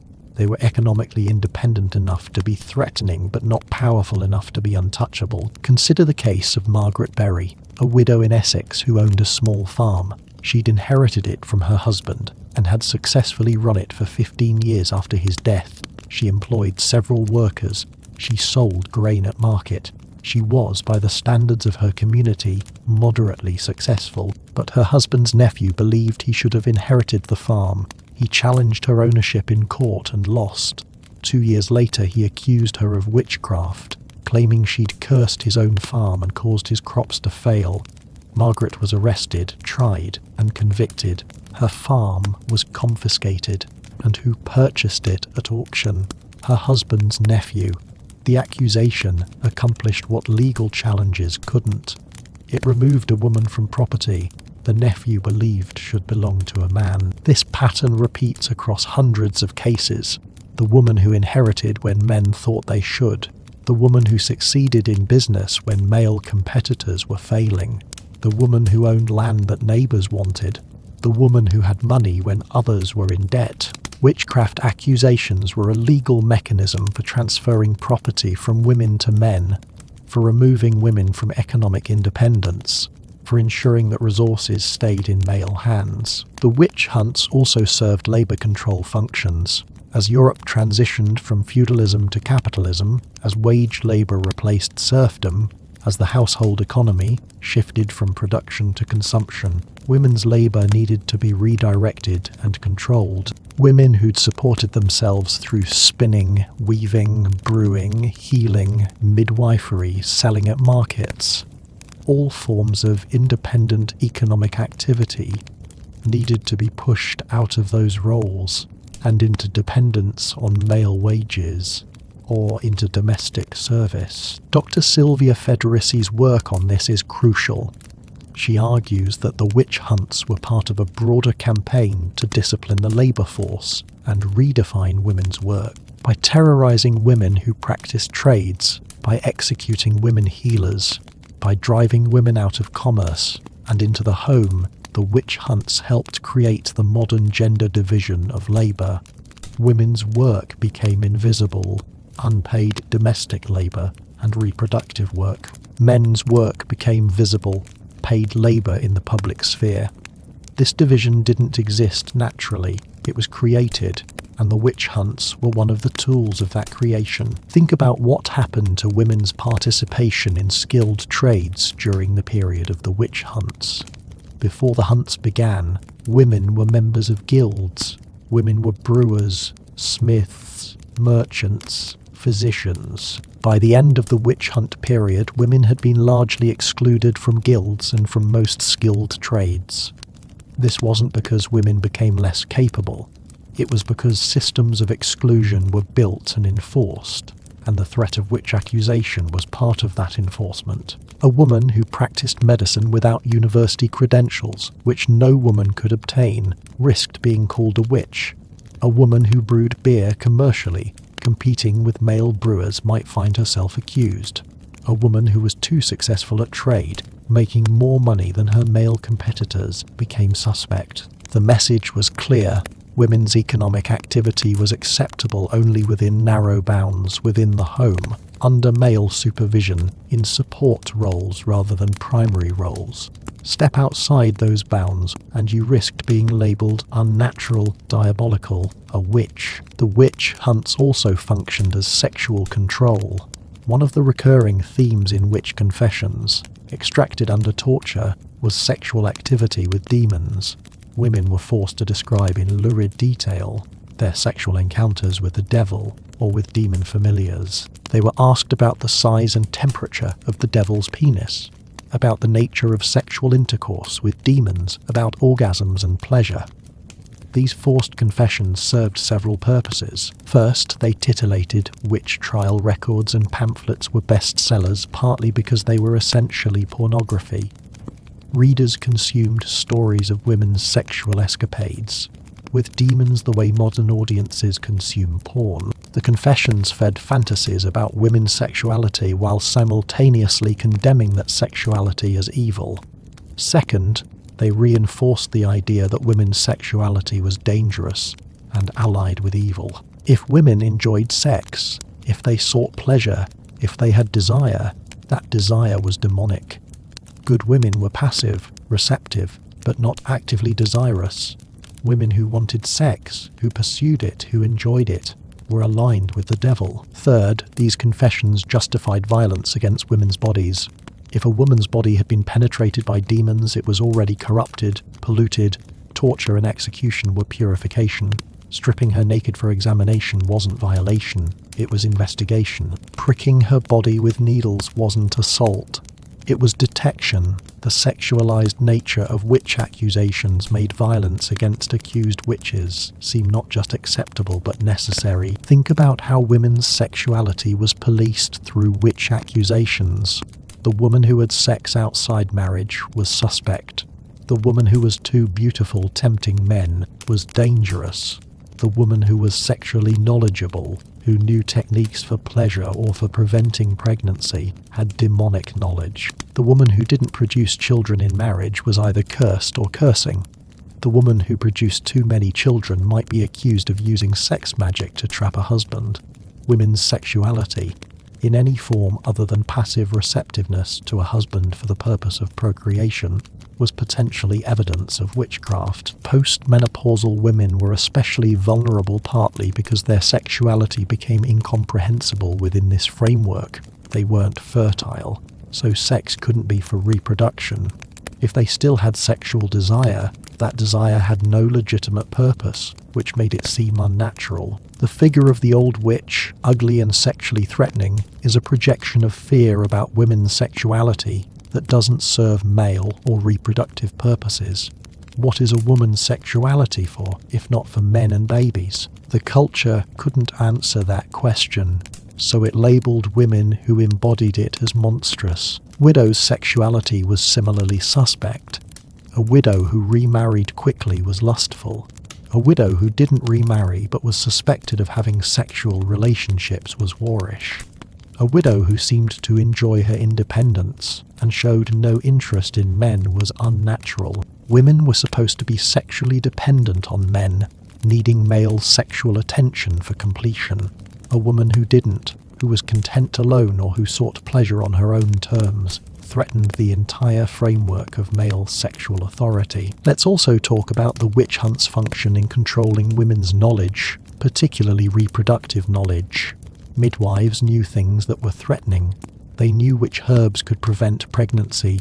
They knew techniques that could induce miscarriage. They knew how to tell if a woman had given birth before. They knew the details of women's bodies in ways that gave them power over one of the most important aspects of women's lives, reproduction. In an era when controlling women's reproduction was becoming increasingly important to church and state, women who had this knowledge were dangerous.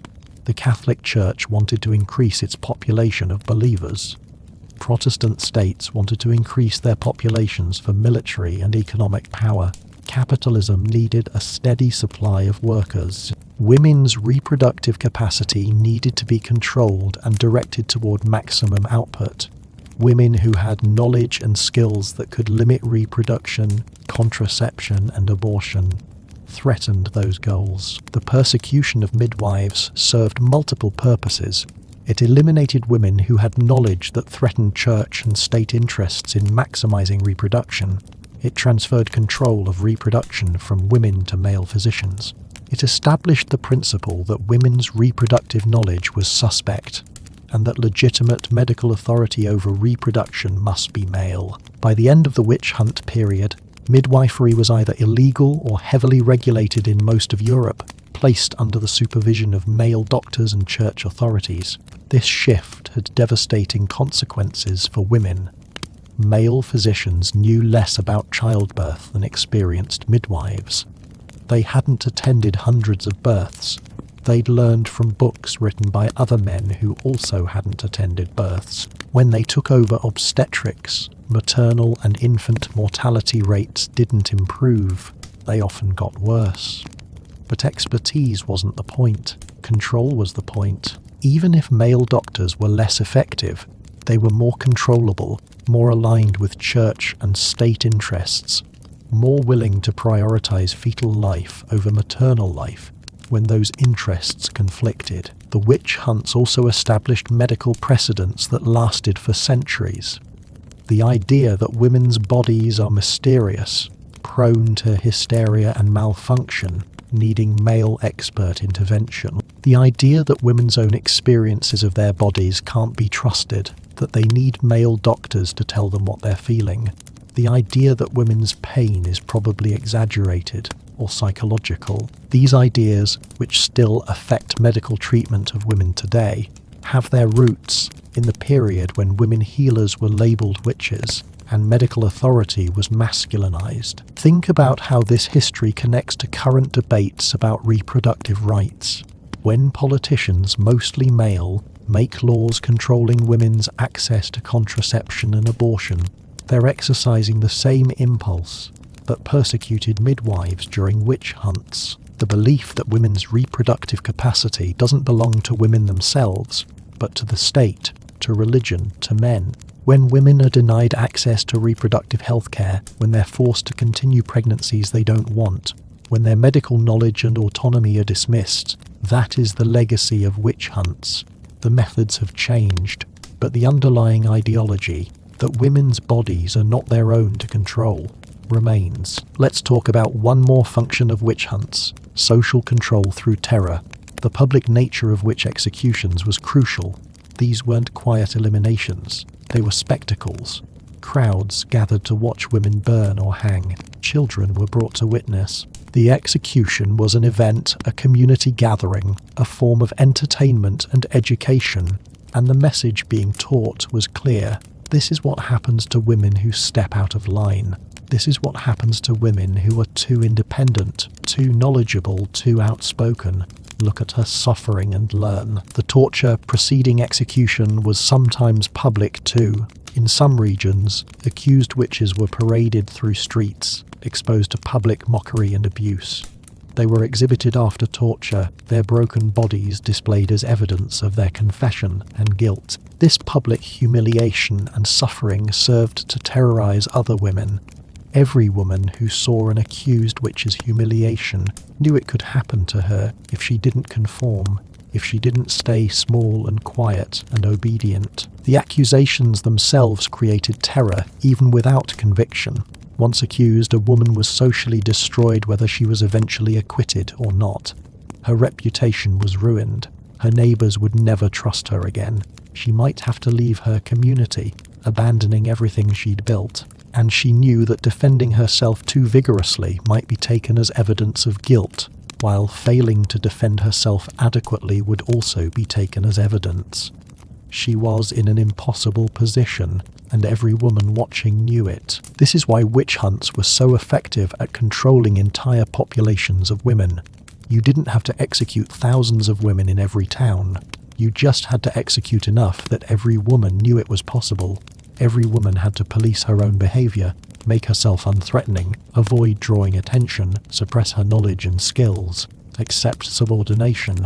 The internal policing was more effective than any external surveillance could be. And women policed each other too, as we've discussed. If you could deflect suspicion from yourself by directing it toward another woman, you had incentive to do so.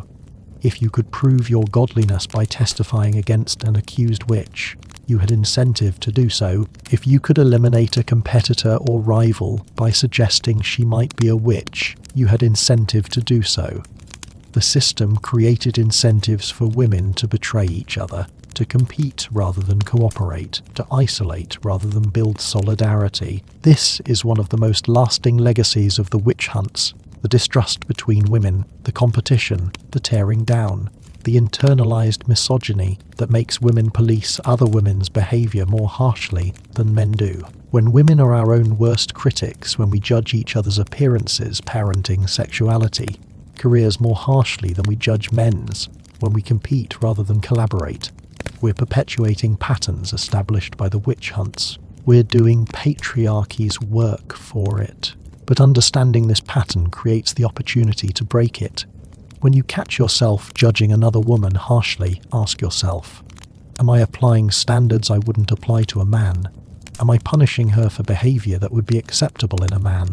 Am I competing with her when I could be collaborating? Am I isolated and defensive when I could be building connections? The witch hunts taught women to tear each other down. We can unlearn that lesson. We can choose solidarity instead. As we near the end of tonight's journey, think about what the witch hunts reveal about power and how it operates. Power doesn't just work through direct violence, though there was plenty of that.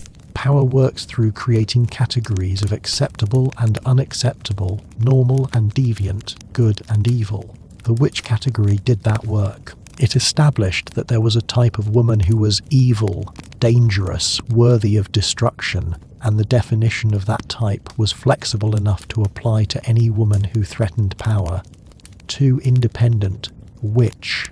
Too knowledgeable, witch. Too sexual, witch. Too old. Too successful, witch. The specific behaviors mattered less than the power dynamics. If you threaten someone more powerful, you could be labeled a witch. Power also works by dividing people who might otherwise unite. The witch hunts divided women from each other, made them compete and betray rather than cooperate. They divided communities, making neighbors suspicious of each other. They divided families as accused witches implicated relatives to stop torture. This division prevented the kind of collective resistance that might have challenged the persecutions. As long as everyone was looking at individual witches as the problem, they weren't looking at the systems creating witch accusations. Power works through making violence seem necessary, even good. The witch hunts weren't presented as persecution. They were presented as protection, as fighting evil, as defending Christianity. The people conducting them genuinely believed, in many cases, that they were doing God's work. The executioners probably didn't see themselves as murderers, but as righteous warriors against Satan. This is how large-scale violence becomes possible. Not through people being evil, but through people being convinced that they're fighting evil. And power works through creating fear. The fear of being accused kept women compliant. The fear of defending accused witches kept communities silent. The fear of questioning the persecutions kept authorities from examining evidence too closely. Fear is one of the most effective tools of social control, and one of the most important acts of resistance is refusing to let fear control you. The witch hunts teach us that progress isn't inevitable. Rights can be taken away. Women's autonomy can be criminalized. Knowledge can be suppressed. The distance between civilization and barbarism is shorter than we'd like to think, but they also teach us that resistance persists, that women have always fought for their freedom even when the cost was impossibly high, that solidarity matters, that speaking truth matters, that refusing to accept injustice matters, even when individual acts of refusal seem small. Tonight, as you finally drift towards sleep, carry these thoughts with you. Remember the women who were called witches, who were tortured and killed for being too knowledgeable, too independent, too visible, too inconvenient. Remember that their persecution wasn't ancient history, but a direct ancestor of the discrimination and violence women still face. Remember that the same impulses that lit the fires under accused witches, the need to control women, to punish female autonomy, to scapegoat vulnerable people for systemic problems, those impulses are still with us, just in different forms. But also remember your power. Remember that you live in a moment where women have more legal rights, more education, more economic independence, more voice than at any previous point in history. Remember that this progress came from women who fought for it, often at great cost. Remember that you are part of that continuum of resistance. Remember that every time you claim space, knowledge, power, autonomy, you are honoring the women who were killed for doing the same. Remember that solidarity with other women is one of the most radical and powerful things you can practice. The women burned as witches can't be brought back. Their stolen property can't be returned. Their lost knowledge can't be fully recovered. Their names, mostly lost to history, can't all be reclaimed. But you can remember them. You can refuse to let their persecution be forgotten or justified. You can recognize the patterns that led to their deaths and resist those patterns in their current forms. You can build a world where female autonomy isn't dangerous, where women's knowledge is valued, where being independent or outspoken or powerful doesn't mark a woman for destruction. Think about the specific ways you can honor these women's memories in your daily life. When you educate yourself, when you pursue knowledge regardless of whether it is deemed appropriate for women, you are doing what got women killed and claiming your right to do it anyway. When you speak up in meetings, when you share your expertise, when you refuse to downplay your accomplishments, you are being the kind of visible, confident woman who would have been labeled threatening. When you support other women's ambitions, when you mentor younger women, when you build networks of solidarity, you are creating the support systems that were deliberately destroyed by witch hunts. When you insist on fair pay, when you negotiate, when you demand what you are worth, you are claiming economic power that women were terrorized out of claiming. When you control your own reproduction, when you access healthcare, when you make decisions about your own body, you are exercising autonomy that midwives were killed for helping women maintain. When you age without apology, when you refuse to be invisible, when you claim space and voice regardless of whether you fit beauty standards or social expectations, you are rejecting the idea that women past their reproductive prime are disposable. When you question authority, when you point out injustice, when you make people uncomfortable by speaking truths they'd rather ignore, you are being exactly the kind of troublesome woman who was most at risk. And you are doing it anyway because you understand that the compliance witch hunts tried to enforce was designed to keep you powerless. When you are called angry or difficult or shrill or aggressive or any of the modern equivalents of witch, recognize it as an attempt to control you using the same tactics and refuse to be controlled. When you see other women being torn down, scapegoated, attacked for stepping out of line, you have choices. You can participate in the attack, which temporarily makes you feel safe but perpetuates the system. You can stay silent, which is safer but allows the attack to succeed. or you can defend her, which is risky but breaks the pattern. The women accused of witchcraft rarely had defenders because defending them was too dangerous. You can be the defender that they needed, but rarely had. When you consume media, when you form opinions about public figures, when you engage with stories about women, watch for witch hunt dynamics. Is this woman being held to standards that men aren't? Is her appearance or voice being criticized more than her actions or policies? Is she being blamed for things outside her control? Is the hatred directed at her disproportionate to anything she has actually done? Are people enjoying her destruction a little too much? If so, you are witnessing a modern witch hunt, and you can refuse to participate. When you raise children, you can teach them the history of witch hunts and what it reveals about scapegoating and gender-based violence. You can teach boys that women's autonomy isn't threatening, that female power is normal and good, that women's anger is often justified. You can teach girls that being called difficult or bossy or aggressive often means you are doing something right, that you don't have to make yourself small to be acceptable, that your voice and knowledge and power are valuable. You can help create a generation that has internalized resistance to witch hunt logic. When you study history, when you read about the past, look for the women whose stories have been erased or distorted. Look for the witch trials in your own region's history and learn the names of the women who were killed. If there are monuments or memorials, visit them. If there aren't, advocate for their creation. The women who were murdered as witches deserve to be remembered as victims of injustice, not as the monsters they were labelled. When you engage with feminist movements, with women's rights advocacy, with social justice work, remember that this is part of a centuries-long struggle. The women fighting for suffrage, for reproductive rights, for equal pay, for protection from violence, they were building on the resistance of women who came before, including women who resisted during witch hunt eras in whatever small ways they could. And you are building on their work. The struggle doesn't end, but it does progress, and your participation matters. When you feel afraid, when speaking up or standing out seems too risky, remember that fear is the point. Fear is what witch hunts created to control populations of women. Refusing to let fear silence you is an act of resistance. You don't have to be fearless. Courage isn't the absence of fear, it is acting despite fear. The women who maintained their innocence under torture were terrified, but they refused to lie. You can be afraid and still refuse to be controlled by that fear. When you make mistakes, when you fail, when you fall short of the impossible standards set for women, show yourself the compassion that the witch hunt system denied to women. You don't have to be perfect.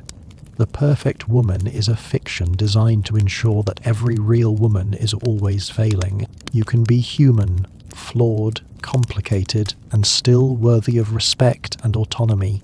You can fail at traditional femininity and still be valuable. You can age, have opinions, take up space, be difficult, be angry, be ambitious, be sexual, be independent, be all the things that made women vulnerable to witch accusations, and claim your right to be those things without punishment. And when you succeed, when you achieve something, when you claim power or knowledge or independence, don't downplay it. Don't apologize for it. Don't attribute it to luck or help or anything but your own capability. Women were taught to make themselves small, to give credit to others, to never claim their own accomplishments. That training came from centuries of punishment for being too visible, too successful, too confident. You can unlearn it. You can say, I did that without qualification. You can be proud. You can model for other women that it is safe to claim your achievements. The witch hunts happened because independent women threatened systems of power, and those systems deployed massive violence to destroy that threat and terrorize other women into compliance. The hunts largely succeeded in the short term. Women were pushed out of trades and professions. Women's property ownership declined. Women's knowledge, especially medical knowledge, was suppressed. Women learned to be quiet, obedient, invisible. The cost in human suffering was immeasurable. Tens of thousands of women tortured and killed, millions more living in terror, knowledge lost, autonomy crushed, communities destroyed. But in the long term, the witch hunts didn't succeed in permanently destroying women's resistance. Women continued to fight for education, for rights, for autonomy. Slowly, painfully, over centuries, progress was made. You exist in this moment as a beneficiary of that resistance. The freedoms you have, the rights you take for granted, were fought for by women who faced consequences that ranged from social censure to imprisonment to death. You owe them your resistance. You honor them by using the freedoms they won and by fighting to protect and expand those freedoms for future generations. You can be the woman they might have become if they'd lived. You can use the freedoms they never had. You can speak the truths they were silenced for knowing. You can build the solidarity they were prevented from forming. You can resist the systems that killed them and that still seek to control women today. You can refuse to participate when other women are scapegoated. You can fight for a world where accusations like witch, slut, bitch, difficult, angry, lose their power to destroy. Sweet dreams, and may you wake tomorrow with clarity about the patterns of control that have shaped women's lives for centuries, with determination to resist those patterns in whatever ways are available to you, and with commitment to solidarity with other women, especially the most vulnerable. Thank you for joining me on this journey through one of history's darkest chapters. If you found value in this story, please consider subscribing for more explorations of how the past shapes the present and how we can shape a better future. Until next time, rest well and remember that the best revenge against those who tried to silence women is to live loudly, learn deeply, love fiercely, and lift other women as you climb. They tried to burn the witches, but they didn't realize that some of us are fireproof. Good night.